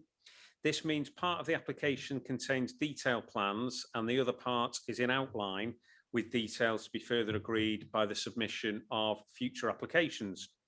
The proposal includes the conversion and restoration of the main Grade 2 star listed building into 34 apartments. And alongside this restoration, and in part to enable and fund the restoration, the proposal includes the development of up to 300 dwellings, 1,114 square meters of commercial space and other ancillary works. These works would also include the possible relocation of Denbigh Cricket Club and a whole host of other infrastructure works. The application has been made by Jones Brothers RUTHIN Holdings Limited and was the subject of a full pre-application consultation process in early 2020.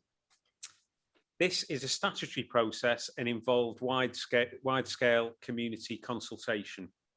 Officers of the local planning authority have worked closely with a wide range of specialist consultees and the applicant's numerous consultants to progress the application since the pre-application consultation. This has resulted in the application being presented to you today, and it's important to note there are no specialist consultee objections on this proposal. At this point, it's important to also highlight to members the previous planning applications for development of this site, which committee has previously determined. There are 2 relevant planning applications which have been granted by previous planning committees for restoration of listed buildings and the development of areas of the site for housing and commercial uses. One of these was in 2007, and more recently, a scheme was presented to Planning Committee in 2016, which members resolved to grant subject to a 106 legal agreement. Those schemes and this scheme before you today involve what is also known as enabling development. This concept is set out clearly within your local development plan policies an adopted site development brief and national guidance. Enabling development allows for housing and other development to take place in order to fund the restoration and reuse of heritage assets. In this case, the scheme proposal seeks enabling development of up to 300 dwellings to fund in part the restoration of the main range Grade 2 star listed buildings at the former Denbigh Hospital. The officer report clearly sets out the detailed assessments that have taken place in line with your LDP policy VOE4, which deals with enabling development. Officers conclude the proposal before you adheres to this policy and the principles of the adopted site development brief. The report sets out relevant controls and obligations to ensure that the eventual restoration of the relevant listed buildings takes place alongside any enabling development. Officers would like to emphasise that the report presented to you is the culmination of extensive negotiations and discussions with technical consultees and appointed solicitors to ensure the submitted information has been scrutinised and checked.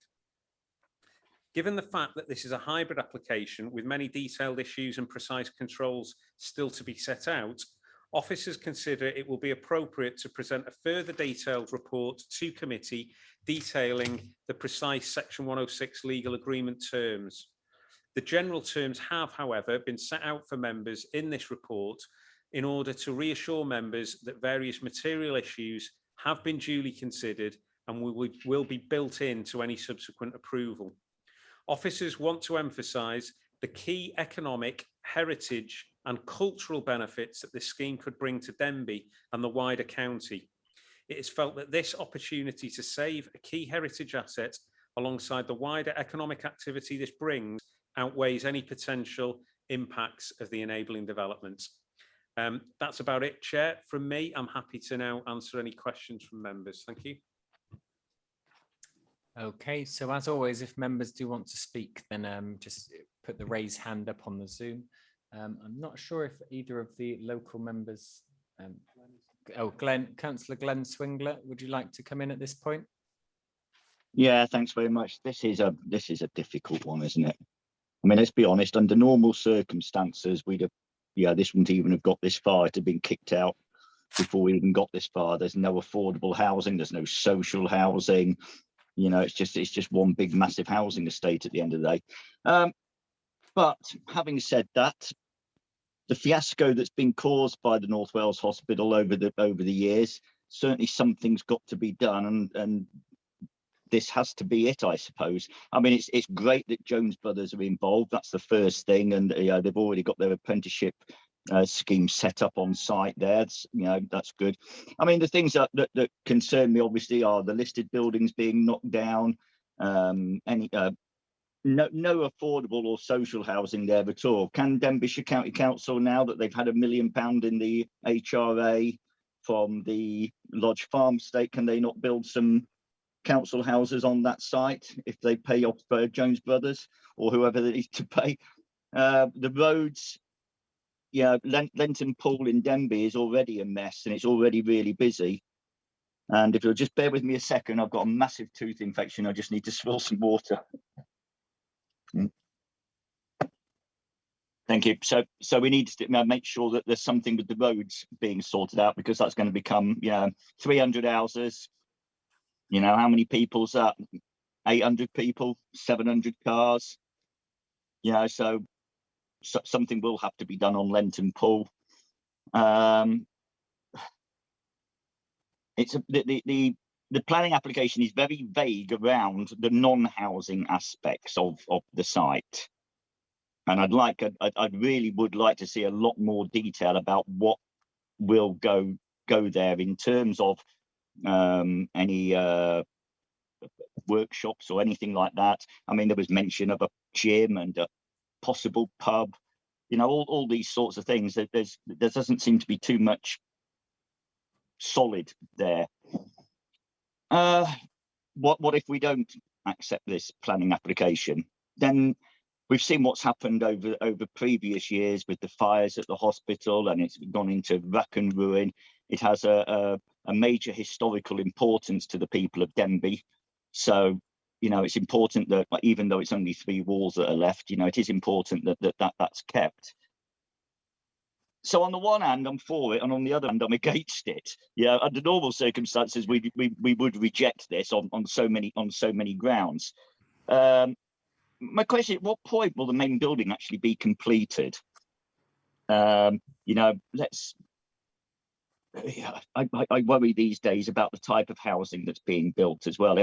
Nowadays, housing developments seem to have these wood-panelled fences, you know, based in concrete, which doesn't allow wildlife to move around gardens, for example. I'd hate to see. So I hope something will be done, you know, around our biodiversity policies. School places, you know, that's something we're going to have to look at in the future, certainly. So yeah, it's something that, you know, I object to on so many grounds. But on the other hand, I cannot see any alternatives, and you know, and at this point, it's either this or the building goes, and it is very historically important to Denbigh. Yeah, no, that's fine. I mean, you're lucky that you're not on planning committees. You don't actually have to. You don't have to come off the fence. Yes. So yeah, no, it is. So it is a difficult one. I mean, you know, let's put Denbighshire County Council where Denbighshire County Council needs to be on this. It's been a disaster and a fiasco from day one, but we are where we are.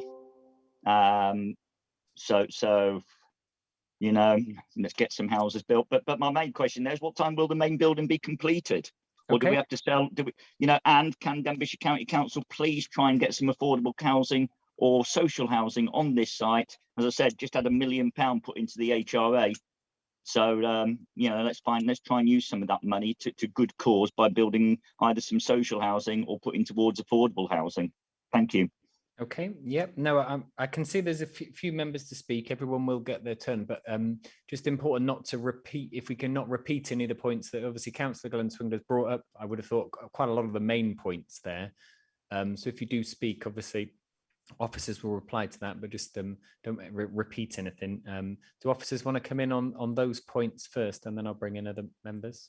Yeah, certainly, Chair. Thank you. Yeah, I can do that. And thanks to Councillor Swingler for the points that he's raised there. I think he's sort of summarised it pretty accurately in terms of the dilemmas that we've got. I think fundamentally, we do have this opportunity to try and save a cultural and heritage asset.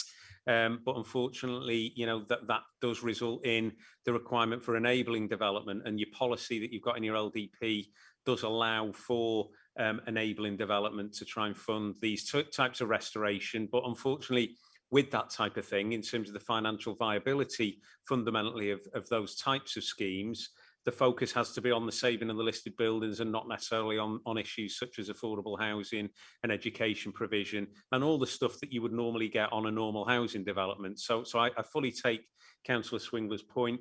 I also think, you know, I take the point that the loss of listed buildings on the site to almost save the best and remaining listed buildings, you know, that's been regrettable over the course of time, but it is, you know, we are where we are in relation to that.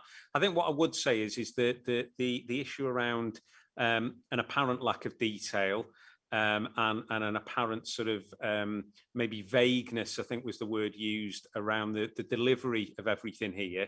I think it is fundamentally down to the issue of financial viability. I think the issue around whether public sector funding can be used to do a number of things on this site, that's still up for grabs. I think this is the sort of first step in the direction of securing additional public funding to do that. So I'm sure that we'll be bringing reports back to Planning Committee with a bit more meat on the bones for Councillor Swingler in terms of that. Just to try and reassure, however, what we'd be looking for in relation to a Section 106 legal agreement, a couple of points that were raised by Councillor Swingler there. The restoration of the main range listed buildings will be uppermost as part of that. We will need to make sure that the wording of the legal agreement is pretty precise on the delivery of that at the appropriate time.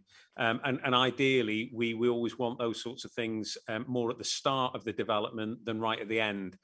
So I think if in answer to the question, would there be 300 dwellings on the site and the listed buildings haven't been touched? Well, no, that's definitely not what we'd be aiming for. We want to get the main range listed buildings done as soon as we possibly can.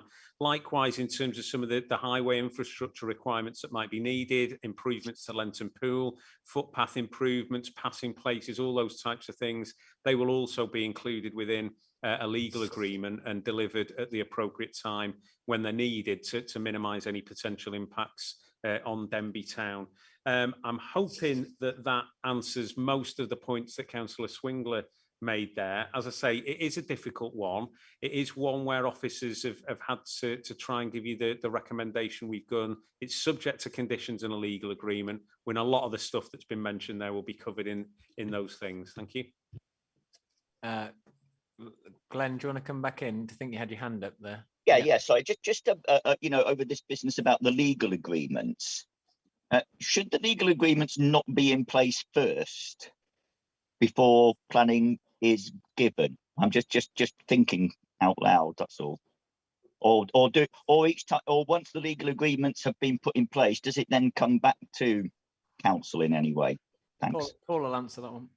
Yeah, absolutely. I mean, a lot of work has already been done on the legal agreement, and there is quite a bit of detail in the 90-odd page report that you've got there on the general heads of terms that we'd be looking to deal with in terms of a Section 106 agreement. But as I said earlier, I think it would be appropriate, given the importance and the scale of this proposal, we would bring the details of the legal agreement back to Planning Committee for members to finally sanction.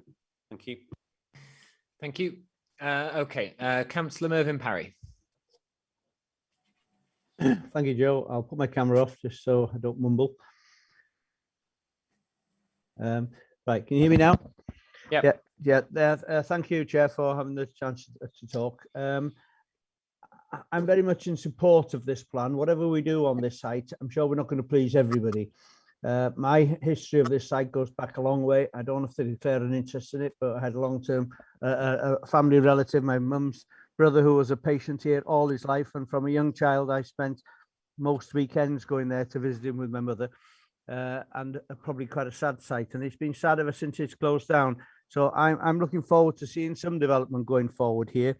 And whatever we do, and if we have to adapt the plan slightly as we go along, well, so be it.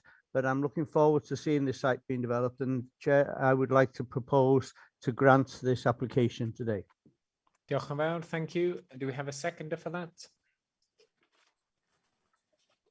Yeah, so that's to support the officer recommendations. I can see Councillor Bob Murray's hand. I saw a few, but that was the one I can see on my screen of many faces. Okay, diolch yn fawr, thank you. Councillor Mark Young.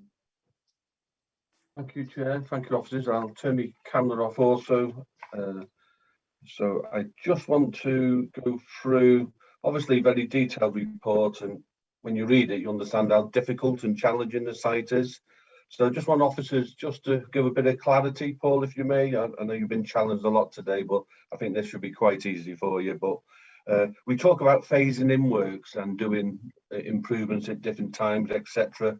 So I'd just like to understand how that will work to make sure it works, because obviously if it doesn't work, members are going to get a lot of stick locally. We need to make sure that doesn't happen. And you know, that it is management wise, it is going to be a challenge management wise and funding wise. And we have a golden opportunity here with the active travel. And if you look at the plans going around highways at the moment for this area, there's a lot of schemes which could happen. So it's just a commitment of officers to make sure that they're working with Ben Wilcox and his team to make sure, like in Llangollen, that their members work with officers and got different pots of money to make sure we get all the opportunities to get a good active travel for this area, because that's really important to residents. I've had that feedback. And then finally, I'm with Mervyn, and I understand, you know, it's been a real journey since it's closed. It's been really upsetting. Every time we turned the telly on, there was fire, there was vandalism. And now we have a golden opportunity, and I believe this is the last chance saloon for us. And, you know, no application is perfect. And before us, we have a negative site, but we have a chance of turning it into a positive. We've got a highly respected local builder who are willing to take a risk, and there is a risk on this site, let's not forget that. They're going to provide investment, housing, and hopefully a new cricket club, jobs. So I believe we should approve this along with Mervyn Parry. I will be, and I would encourage members to do that, so we can finally have a positive for this site after 26 years of a negative. So I look forward to the vote and hope members can support us. But I would like Paul just to clarify them couple of points, please. Okay, I'll bring in Paul now, just otherwise I might forget with other speakers. Thank you, Chair. Yeah, thank you, Councillor Young. Yeah, there is quite a bit of detail in that report, and a lot of it is around some of the terms of the legal agreement. And clearly, you're right. What we want to ensure is that we've got a workable and deliverable phasing strategy. And some of the key issues for Denbighshire County Council on that will be, certainly the restoration of the heritage asset, certainly the protection of the environment, biodiversity, ecology, improvements to infrastructure round and about. All those things need to be set out quite clearly within phasing. And you're right, there might be opportunities here for public sector funding coming from a variety of sources, and one will be certainly with the active travel legislation that we've got. So yeah, I'd like to thank Councillor Young for those points. Thank you.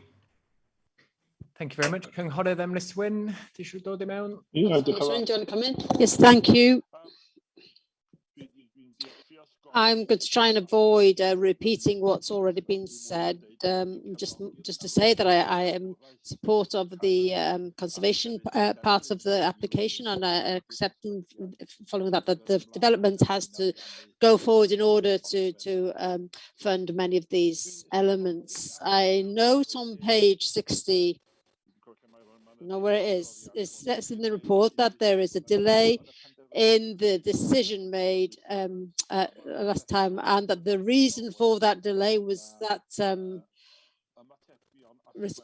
key responses in terms of the consultation were missing. I have now counted there's 1, 2, 3, 4, 5, 6, 7, 8, 9, 10. There's 10 responses continuing to be missing. Now then, how key are they? Well, I'm sure that in all group, Denbigh Civic Society, Denbigh Historic Society, they all sure feel that they have a part to play, I'm sure, in this decision. I'm interested in Scottish Power Open Reach, but I put an asterisk against Welsh Ambulance Service and Better Cadwallader. I'm surprised that they are still missing those two. It's very key, I would say. I can't understand why this is accepted today. People put us today without the responses from these two, especially, but and possibly why the others haven't responded either. I'm angry that that there is a lack of social housing and affordable housing. I'm also surprised there is no assessment made in terms of the location of placements in schools. It's bound to have an impact. This number of 600 houses is going to mean that there are going to be many more children living in the town and want to be educated, and then health services, as mentioned previously. I have huge concerns on the impact on the Welsh language. I'm not ready, and there's no full report offered to us in this.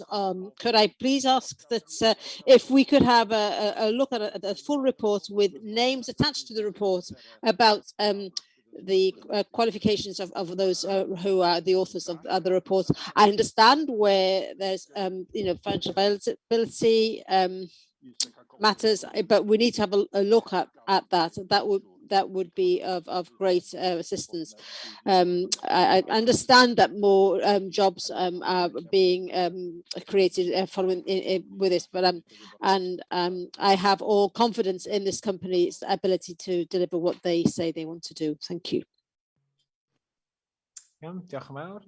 Thank you. Ellie Chard.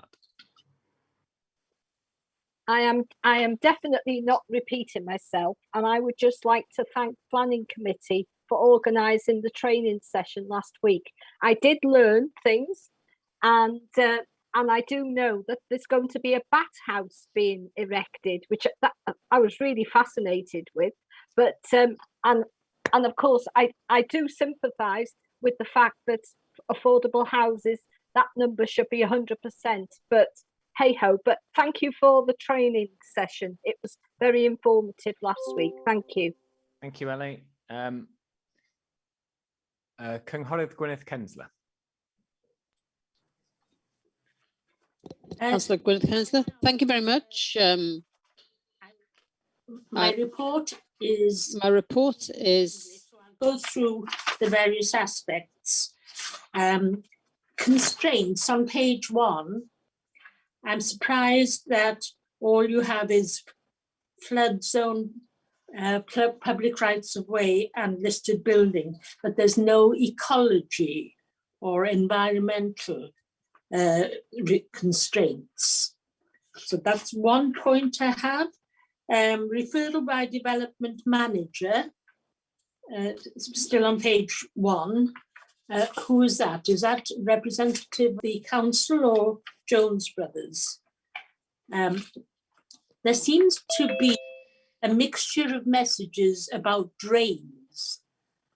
And I think that this is something extremely important and which will have an impact on the town. So I hope that shortcuts won't be taken and that people will be doing things on the cheap.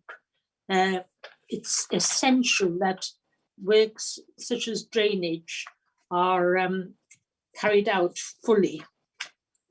The report of the biodiversity officer, could we have a report on the current situation? I assume that he has or she has written a report. Is that available on the council website that we could look at? And the funding that is being talked about, and I suppose a lot of this is the levelling up or growth funding. Do you have any idea when we will know about that? Then,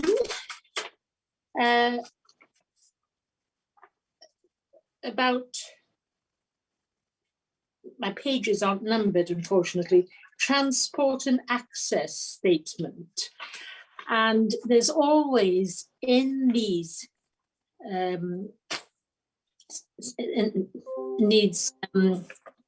parts of the report, it's always considering the use of the hospital when it was in full use with 1,500 patients and about 700 staff.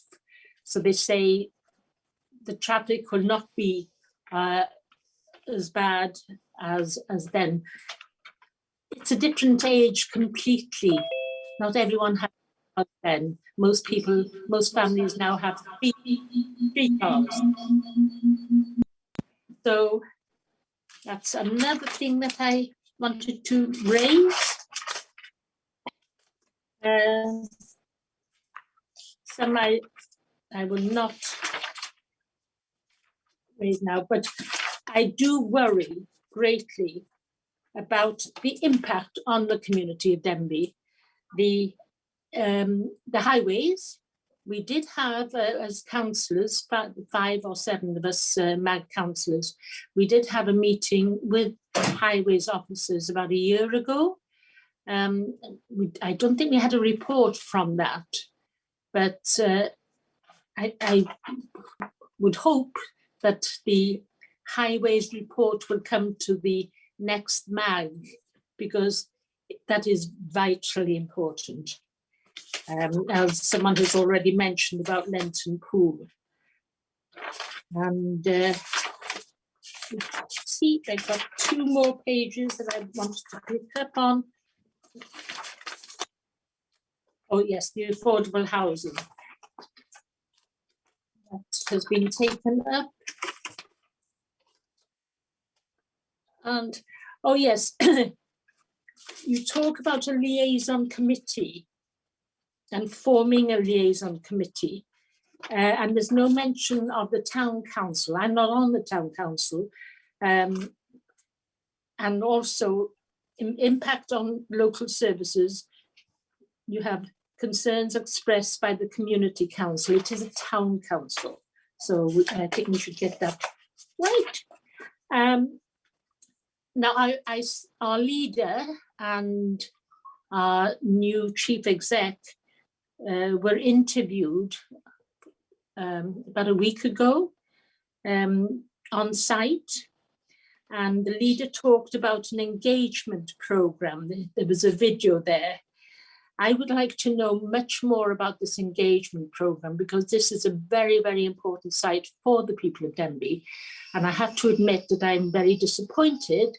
It's our open doors weekend when we celebrate heritage and encourage other people to appreciate heritage, the heritage of their area, that we weren't allowed to have a guided tour of the hospital on our program. So what engagement will there be with the community? And lastly, the impact on health, education, and parking, but health and education, it is going to be horrendous, and someone is going to have to pay for that. Diolch yn fawr iawn. Okay. Diolch yn fawr. I can answer one of those questions. The development manager is Paul Mead. I think quite often it doesn't come to planning committee unless there's a trigger. And obviously this just being a massive application, it didn't want to just go through on officers on delegated powers, obviously. So that's why it's been brought to committee. So that's that answer. I'll let the other tricky 10 questions, Paul can come in on those. Okay, thank you, Chair. Yeah, I'll just go back, if I may, to Councillor Emrys Wynne and the points that he raised first. And yeah, obviously we go pretty far and wide in terms of our consultations on an application of this scale, and we don't have any real control over who responds and who doesn't. Safe to say, really, that in relation to the key consultation responses in terms of the main material planning considerations, we have had responses and nobody's objected. You've got to remember as well that this type of development, the principle of trying to develop the Denbigh Hospital site for enabling development has gone through a number of processes. First and foremost, your policy within your local development plan. The local development plan went through a public inquiry process, and this particular site was discussed as part of the adoption of their LDP. There was a site development brief, a specific site development brief for Denbigh Hospital that went through a public consultation exercise. And again, it was adopted by Denbighshire County Council as a supporting document for redevelopment. So I think public engagement, public involvement, consultee involvement, specialist consultee involvement has been widespread over the last sort of 10 years. You know, you've got to accept that some people are going to be a little bit more engaged than others in relation to the specifics of this proposal and what detail we've currently got. Other people might come back in at a later date when we've got more detail of some of the issues, and we will reconsult those people on that. I'll move on to Councillor Ellie Chard. She'd obviously thanked us for the training last week. I'm grateful to you, Councillor Chard, for that comment. And yes, there is bat houses going to be proposed on this site as well. I'll move on to talk a little bit more in detail about that when I cover Councillor Kensler's points, which I'll try and go through as I jotted them down. I think the first point that was made there was around ecology and biodiversity.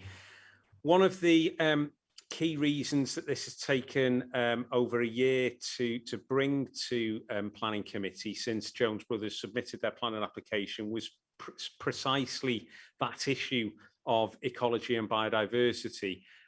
There was clearly concerns raised by Natural Resources Wales and our own county ecologist around the huge diversity that we've got on this particular site, and the importance to not only meet our planning policy legislation requirements here, but also our sort of habitat regulations, climate change and biodiversity regulations. So there's a hell of a lot of information that's on our website that's been submitted by the specialist consultants employed by Jones Brothers, who put in detailed documents on ecology and biodiversity. They've now been looked at by Natural Resources Wales. They've been looked at by Joel Wally, our county ecologist, and subject to certain conditions and controls, they're completely content that this scheme will be built around ecology and biodiversity, and hopefully be seen as an exemplar type of development in relation to protecting the environment.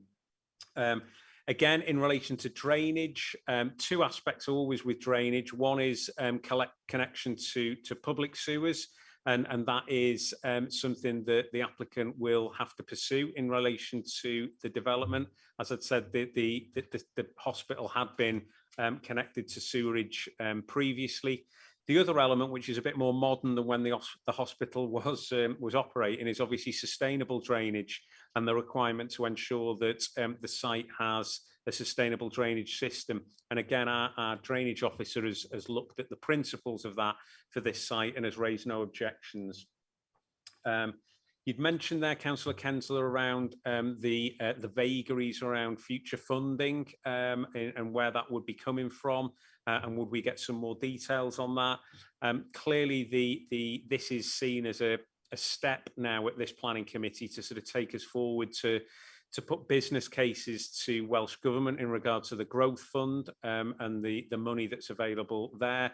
I'd mentioned before that there would be other funding streams in relation to active travel, etc. So clearly funding, viability and delivery of this particular development are inextricably linked.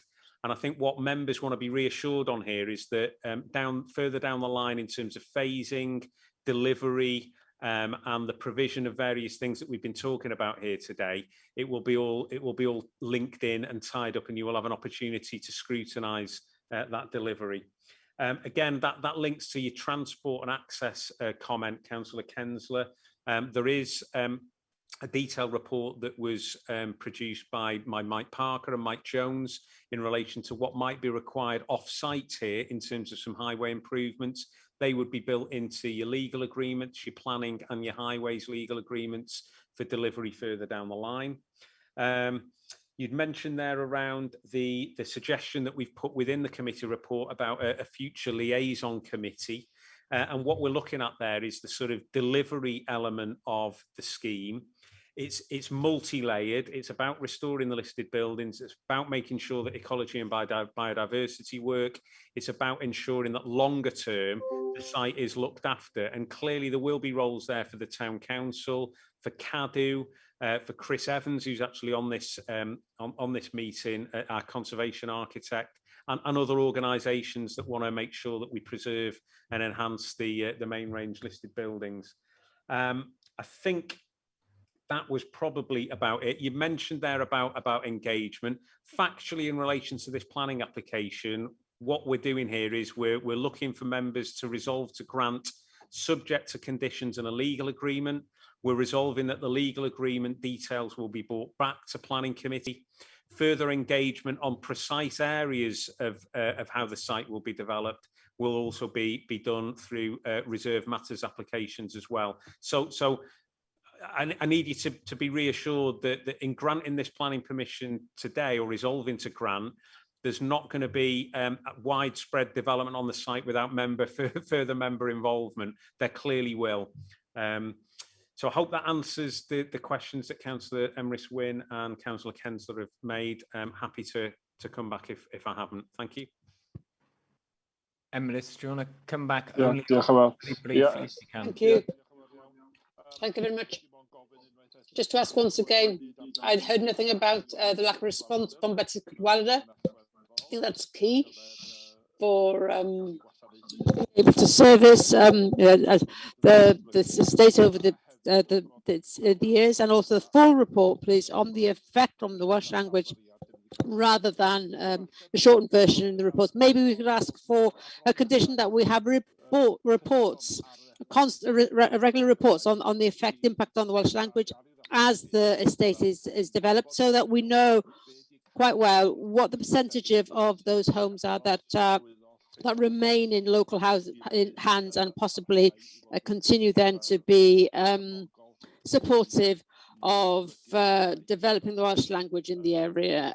Not that I'm sure that people from the outside will be just as supportive. That's not to say that, but yeah, just to ask if that would be possible as a condition. included that, the regular reports on that. Thank you. I'll come back in on that. Yeah, I mean, I think in terms of the lack of response by Betsy Cadwallader, I reiterate really the sort of history of this particular site, the history of LDP adoption, the involvement of Betsy Cadwallader during those processes in terms of the adoption of the site development brief. They've clearly, if they had an objection, if they had concern, they've had an opportunity to submit that they haven't as part of this particular application.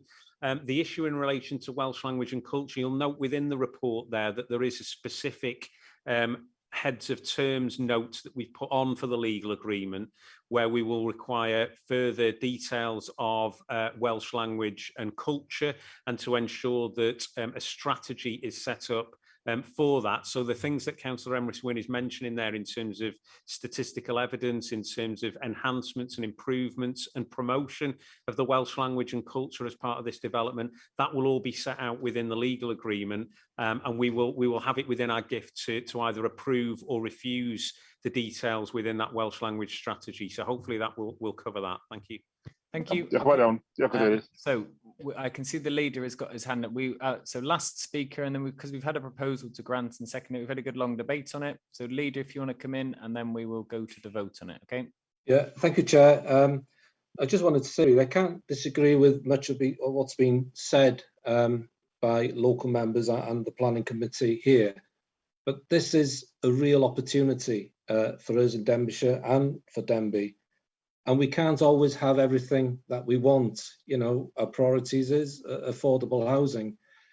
The fact that we cannot get everything we want out of this development because it is clearly an enabling development. And that in itself suggests that enabling, the funding allocated from that will go into maintaining the old buildings, which are in quite a state, I have to say. So the history, we all know the history. It's not been good. It was there before any of us become councillors. But the important thing for me, Chair, is the timescales of development are important in understanding the impact on the services, you know, education, health, etc. The highways as well. Llangollen have shown the way with what can be done with highways in terms of pooling all the active travel funds into one project and having one big project in there. There's nothing to stop Denbigh doing that at the appropriate time. But it's about the phasing, as Paul was saying there. Just wanted to respond to Councillor Kensler in terms of the open doors. Yes, there was a consideration for that, but the state of the buildings are so bad, it's still not in a good state for the public to be walking around looking at those buildings. And the decision was made that was not good for the public, and there could have been hundreds, possibly thousands, because of the interest in this site. And Jones was decided quite clearly, and I support that decision, not to allow that to happen. But the engagement up to now has been as open as it can, and the engagement after now, if you are minded to support, should also continue because of the impact in the town. But it's up to us as an authority to make, if you're minded to support, to make this investment work for Denbigh. And that's a key thing. So I just see this, Chair, as a real opportunity. If we're not able to support this, this is going to take us back 10, 15 years again, because it's been a nightmare to get to where we are now. And we are lucky if we can pull off a local company, local people working in that company, creating and improving the economy. So what an opportunity, and I would urge members to support it. Thank you, Chair. Okay, there are a couple of Denbigh members who've got their hands up again. If we can keep this really, really brief, because we might have two more items that could be quite lengthy. I'll bring in Gwyneth first, and then as local member Glenn, you can come in after that. Okay, so Gwyneth first. Yes, this is just very quick in response to Hugh. You talked about hundreds of people. No, open doors is very controlled, and there would only be 10 or 12 in a group. So I just wanted to say that. Okay. Glenn? So yes, thank you very much. Yeah, I mean, based on what I've heard here and from Paul in particular, you know, and lots of this coming back to council, you know, as we progress, then obviously then I would urge you to support this, because otherwise we are, as The leader said we will set us back 15 years at least. Another thing, though, that Councillor Evans said is we can't always get what we want. Bear in mind, though, that what we get with this is always going to be there. It's not something you can go along and knock down because it's not fitted in properly. So yeah, let's as long as the council keep coming back and updating and getting permission to do certain things, then that's absolutely fine. So I urge you all to vote for it. Thank you. There you go. Thank you. I think I'm the one that's motivated. I drive past it every single day. Okay, so we'll go to the vote on this one. Again, this will be, if you vote for, it will be in accordance with the officer recommendation. If you voting against, you would obviously be voting against, but you would need to give us reasons for that, and we haven't had any as yet. And then obviously abstain. So Councillor Joan Butterfield. I'm for. Thank you. Councillor Ellichard. For. Councillor Ann Davis. For. Councillor Alan Hughes, I think he's left. Councillor Brian Jones. For. Councillor Tina Jones. For. Cynghorydd Gwyneth Kensler. Obliged. Councillor Christine Marston. For. Councillor Melvin Mayo. He's gone, Chair. Okay, thank you. Councillor Bob Murray. For. Councillor Mervyn Parry. For. Councillor Paul Penleyton. He's gone. Right, okay, he was having technical issues. Councillor Pete Prendergast. For. Councillor Peter Scott. For. Councillor Tony Thomas. For. Councillor Joe Welch. For. Councillor Cynghorydd Emrys Gwyn. Obliged. For. Councillor Mark Young. For. Okay, 1, 2, 3. 15. Okay, we have 15 votes for, no votes against, and no votes to abstain. So that vote has gone through. So that application has been granted in accordance with officer recommendation. Okay, moving on to agenda. Yeah, could I just ask a quick question? Yep. Why have we left it so late today to start the planning committee? It was at my request. Sorry, so it's all my fault. All right. Okay. You can blame me. Okay. You're forgiven, Joe. You're forgiven. Thanks. All right. Agenda item number 7. Okay, page 143 of our reports. The ward is Prestatyn Central. The ward members are councillors Hugh Irving and councillor Tina Jones. The application number is 43/2021/0469/PS. The proposal is the variation of condition number 2 of Planning Permission Code number 43/2018/0900 to permit amendments to the siting of the residential apartment block and raising of the finished floor level. The location is 1 the DELL and land to the rear of the DELL Prestatyn. Okay, so this one, obviously we don't have any public speakers on this. Do officers want to come in on this one? No, okay. So the local members are councillors Hugh Irving and councillor Tina Jones. So councillor Tina Jones, as a member of the committee, do you want to come in first? Yes, that's fine, thank you. I'm not really sure why this has come to committee because obviously Hugh and I have been involved in this since its conception, but it was granted to be built in 2018, December to be precise, so it can still go ahead. The 2 amendments are just for moving it forward by about 10 foot, 2.5 meters, which is to make a greater distance from the walkway. It's still within the recommended legal distance. It's approximately 28.5 away from the buildings, and the legal limit is 21 meters, and the raising of the finished floor level is 10 inches, which is neither here nor there, and it's I believe it's to assist in the drainage of the property. Okay. Thank you. Do you want to propose anything? Yeah, I propose we grant it, please. Okay, do we have a seconder for that? Second that. Councillor Bob Murray, was that you? Yep. Yep, I accept. Thank you. Yeah, I think it's come to committee if just looking at that, because although this, yeah, it's important to know this item did come to committee a couple of years ago. This is for some amendments. It's just because the town council objected to some elements of it. So that's why it's just come to committee for clarity. Councillor Hugh Irvine, I think I did see you on one of the screens before, if you'd like to come in. Might not be there. Oh, he may have left. Let me see. Oh, okay, he's left. He was in before. Okay. So we've had a proposal for and a seconder.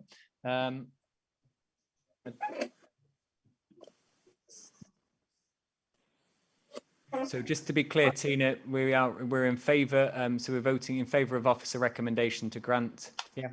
Yes, please. Okay, that's just for clarity. I don't have any other speakers on this. So we will go to the vote on this if we are all happy. Yeah. Okay. All right. So again, for this one, we'll be voting for to grant in accordance with officer recommendation, or to refuse, or to abstain. They are your three options. Councillor Joan Butterfield. I'm for. Thank you. Councillor Ellie Chard. To grant. Councillor Ann Davis.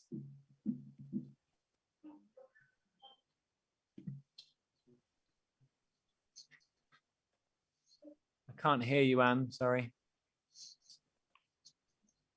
Just give it a few seconds. Nope. Okay. Councillor Brian Jones. For. Councillor Tina Jones. For. Cynghorydd Gwyneth Kensler.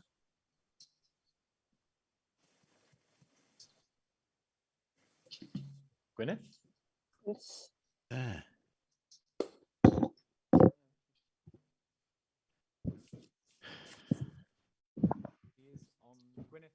Gwyneth, can you hear us? Okay, we'll come back to Gwyneth. Councillor Christine Marston. For. Councillor Melvin Mile. Oh, he has left, hasn't he? Sorry. Councillor Bob Murray. For. Councillor Mervyn Parry. For. Councillor Pete Prendergast. For. Councillor Peter Scott. For. Councillor Tony Thomas. For. Councillor Joe Welch. For. Cynghorydd Emrys Wyn. For Blaid. For. And Councillor Mark Young. For. Okay. Cynghorydd Gwyneth Kensler. Councillor Gwyneth Kensler, are you voting on this one? Yeah, o blaid. Yes, for. And Councillor Ann Davis. Nothing. Okay. Okay, that's okay. It's not going to impact the result either way. So let me votes.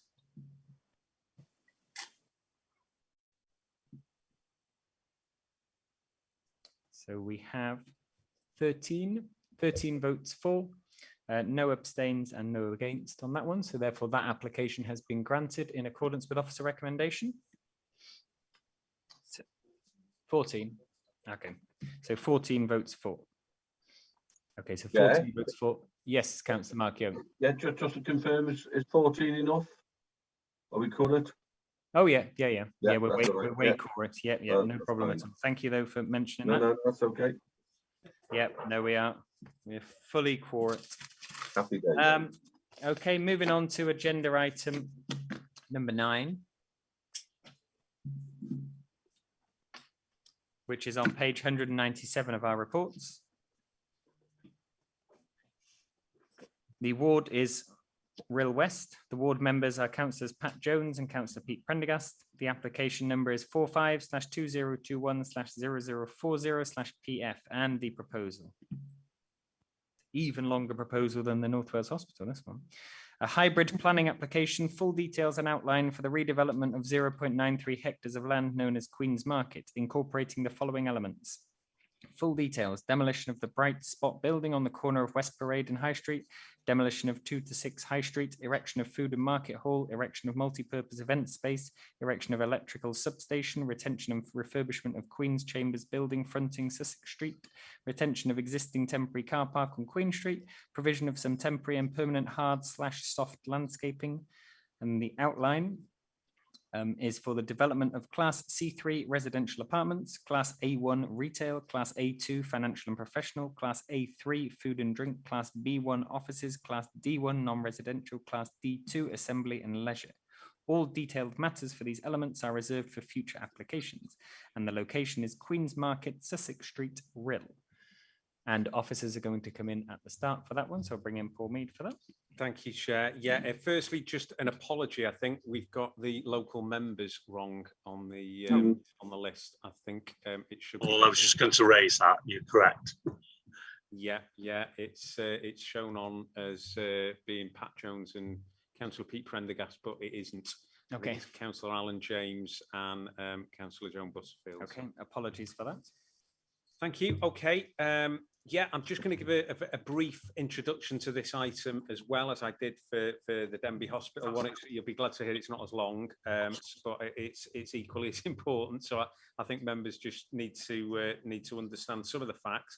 As with the Denbigh Hospital application, this is also a hybrid planning application, and this has involved extensive pre-application consultation and specialist consultee negotiation to arrive at committee today with, again, no technical objections.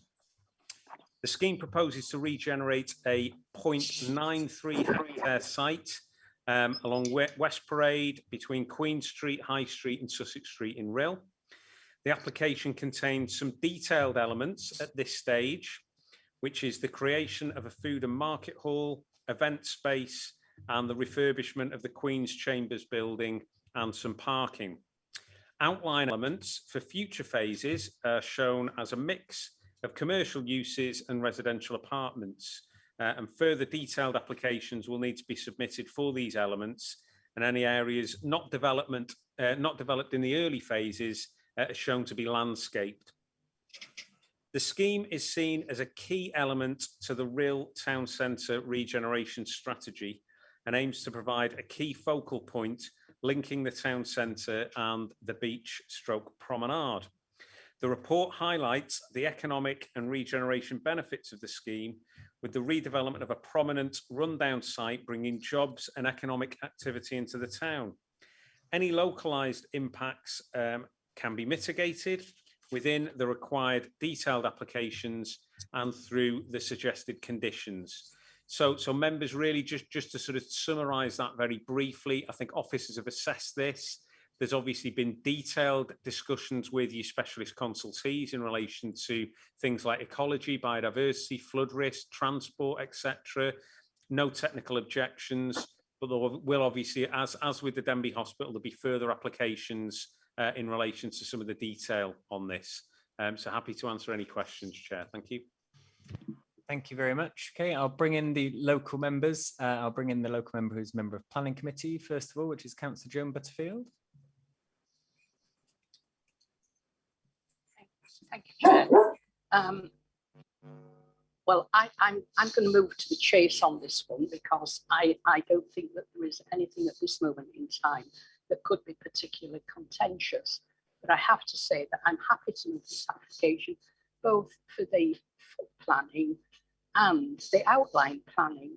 I'm quite happy to move that on this eyesore site in the centre of RHYL. I think that the regeneration of the Queen's building will be the first regeneration programme in RHYL to benefit the whole community and the surrounding areas in Denbighshire, just for the people, to provide a service for their communities, new shopping experiences, markets, food, independent shops. And if we can get this right, it will help to diminish the deprivation in RHYL, bringing full-time, year-round jobs that will be decent jobs, giving everyone a decent living. I'm sad that we're only looking at one element of this development. I look forward to the next part being done as soon as possible, bringing more opportunities to RHYL and to the county. But I realise that I just must be patient. I think we've dealt with what's been holding the planning up with the flooding issues by the Resources Wales, and on the content with the floor levels being risen. And this has been and has apparently proved very, very challenging. But I won't say very much more now, other than to say I'm very happy to move this application today, and I hope members will have a confidence that the Queen's site will certainly deal with issues of deprivation within the RHYL town centre. Thank you, Chair. Thank you very much. Okay, so hopefully it was quite a little bit difficult to hear that. Just it was a little crackly, but we got the general I'm thing. sorry. No, it's not your fault. It's we heard that, and the main thing was obviously that you were proposing that we grant in accordance with officer recommendation. Do we have a seconder for that? I can see Councillor Mark Young. There's lots of people with hands up. Sorry, it's I just saw his hand first. Okay, so that's been proposed and seconded. I'll bring in the other local member, the chair, Councillor Alan James. Thank you, Chair. You have to excuse me. I'm suffering a little bit at the moment with a sort of a flu-like condition. However, thank you very much for allowing me to speak. I have to agree, well, I will certainly agree with Joan in every way. This is a wonderful opportunity to develop a site that has been extremely derelict for some considerable years, even though there were occupants in the properties in the market itself. It's been an eyesore for many years, and this is an exciting opportunity to develop this site. I'm sure that exactly as what Joan has said, I hope that all the members of the committee will support this and give us the opportunity to continue the development of the centre of RHYL.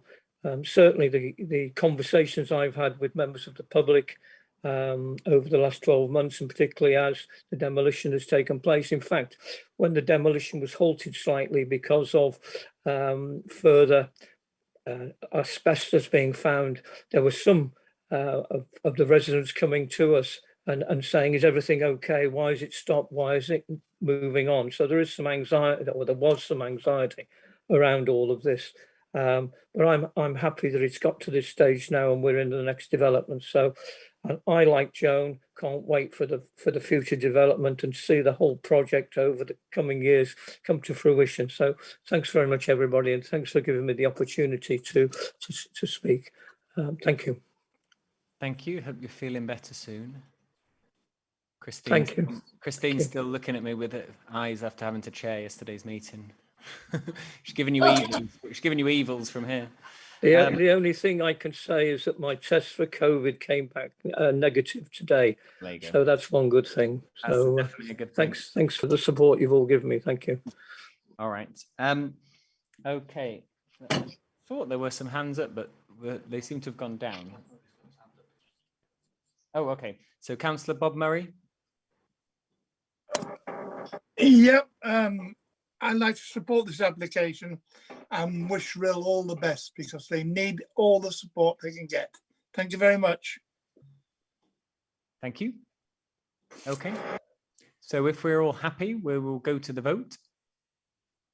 Okay. So as always, you'll be voting for if you want to grant planning application, if you want to grant the planning application in accordance with officer recommendation, or you can vote against or abstain. Okay. So start off with Councillor Joan Butterfield. I'm for, Chair. Thank you. Councillor Ellie Chard. For. Councillor Ann Davis. For. Thank you. Councillor Brian Jones. For. Thank you. Councillor Tina Jones. For. Thank you. Cynghorydd Gwyneth Gensler. Obliged. For. Councillor Christine Marston. For. Councillor Bob Murray. For. Councillor Mervyn Perry. For. Councillor Pete Prendergast. For. Councillor Peter Scott. For. Councillor Tony Thomas. For. Councillor Joe Welch, 4. Cynghorydd Emrys Wyn. O blaid. 4. And Councillor Mark Young. 4. Okay.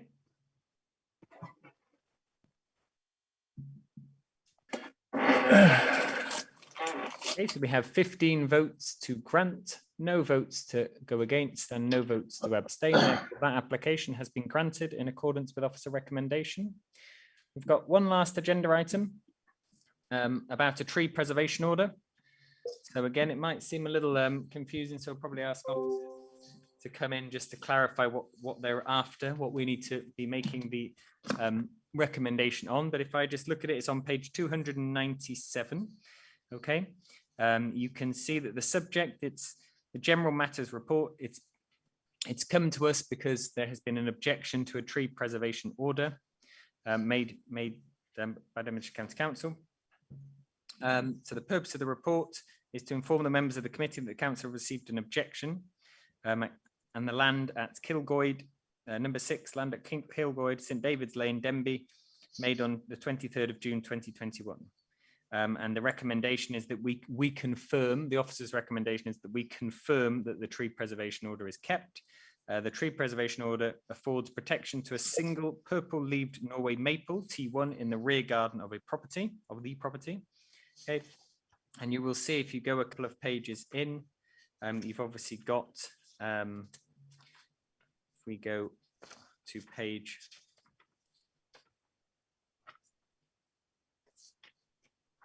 316, you will see where that is why it has come to us, because there is a letter of objection to the TPO.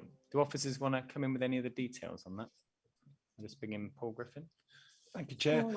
There's not really a lot to say here. We're following due process. There was as the tree is within a conservation area, we had a request for works to that tree. We felt that the tree itself at that point was worthy of protecting so that it didn't disappear. It made a valuable contribution to the conservation area. So having consulted with conservation officer and our tree consultant, it was decided that we should put an emergency TPO on the tree to prevent any further works to it. Following that consultation, we received one objection, which is why this is here before you. But we still feel that the tree is worthy of protection, and then we seek your agreement to confirm that TPO so it's protected in perpetuity. Thank you. Thank you, Councillor Mark Young. Yeah, absolutely beautiful tree. I pass it most days, so I'm happy to move going with officer recommendation. Thank you, Chair. Thank you. Do you have a seconder for that? Councillor Peter Scott, thank you. Okay, do we have any other speakers on this item? Cynghorydd Gwyneth Kensler. Yeah, mae hwn yn my ward. This is in my ward. And of course, the tree isn't on the land of the person who's objecting. The owner or the owners of the house and the garden where the tree is sited, they're happy with the tree, and so I'm happy to support this. Diolch yn fawr. Eilio, what's your? Okay, I think I can't see any other hands up, so we'll go to the vote on this one as well. Okay, so for this one, if you vote for, it will be for, we're in accordance with the officer recommendation to confirm the TPO, which has been proposed and seconded. Or you can obviously vote against it, or you can abstain. Okay, so Councillor Joan Butterfield. I'm in favour. 4. Favour, yep, 4. Councillor Ellie Chard. 4.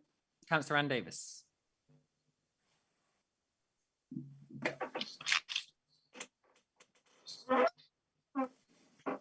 Davis, gone. Okay, Councillor Brian Jones. 4. Councillor Tina Jones. 4. Cynghorydd Gwyneth Kensler. O blaid. 4. Christine Martin. 4. Councillor Bob Murray. 4. Councillor Mervyn Parry. 4. Councillor Peter Scott. 4.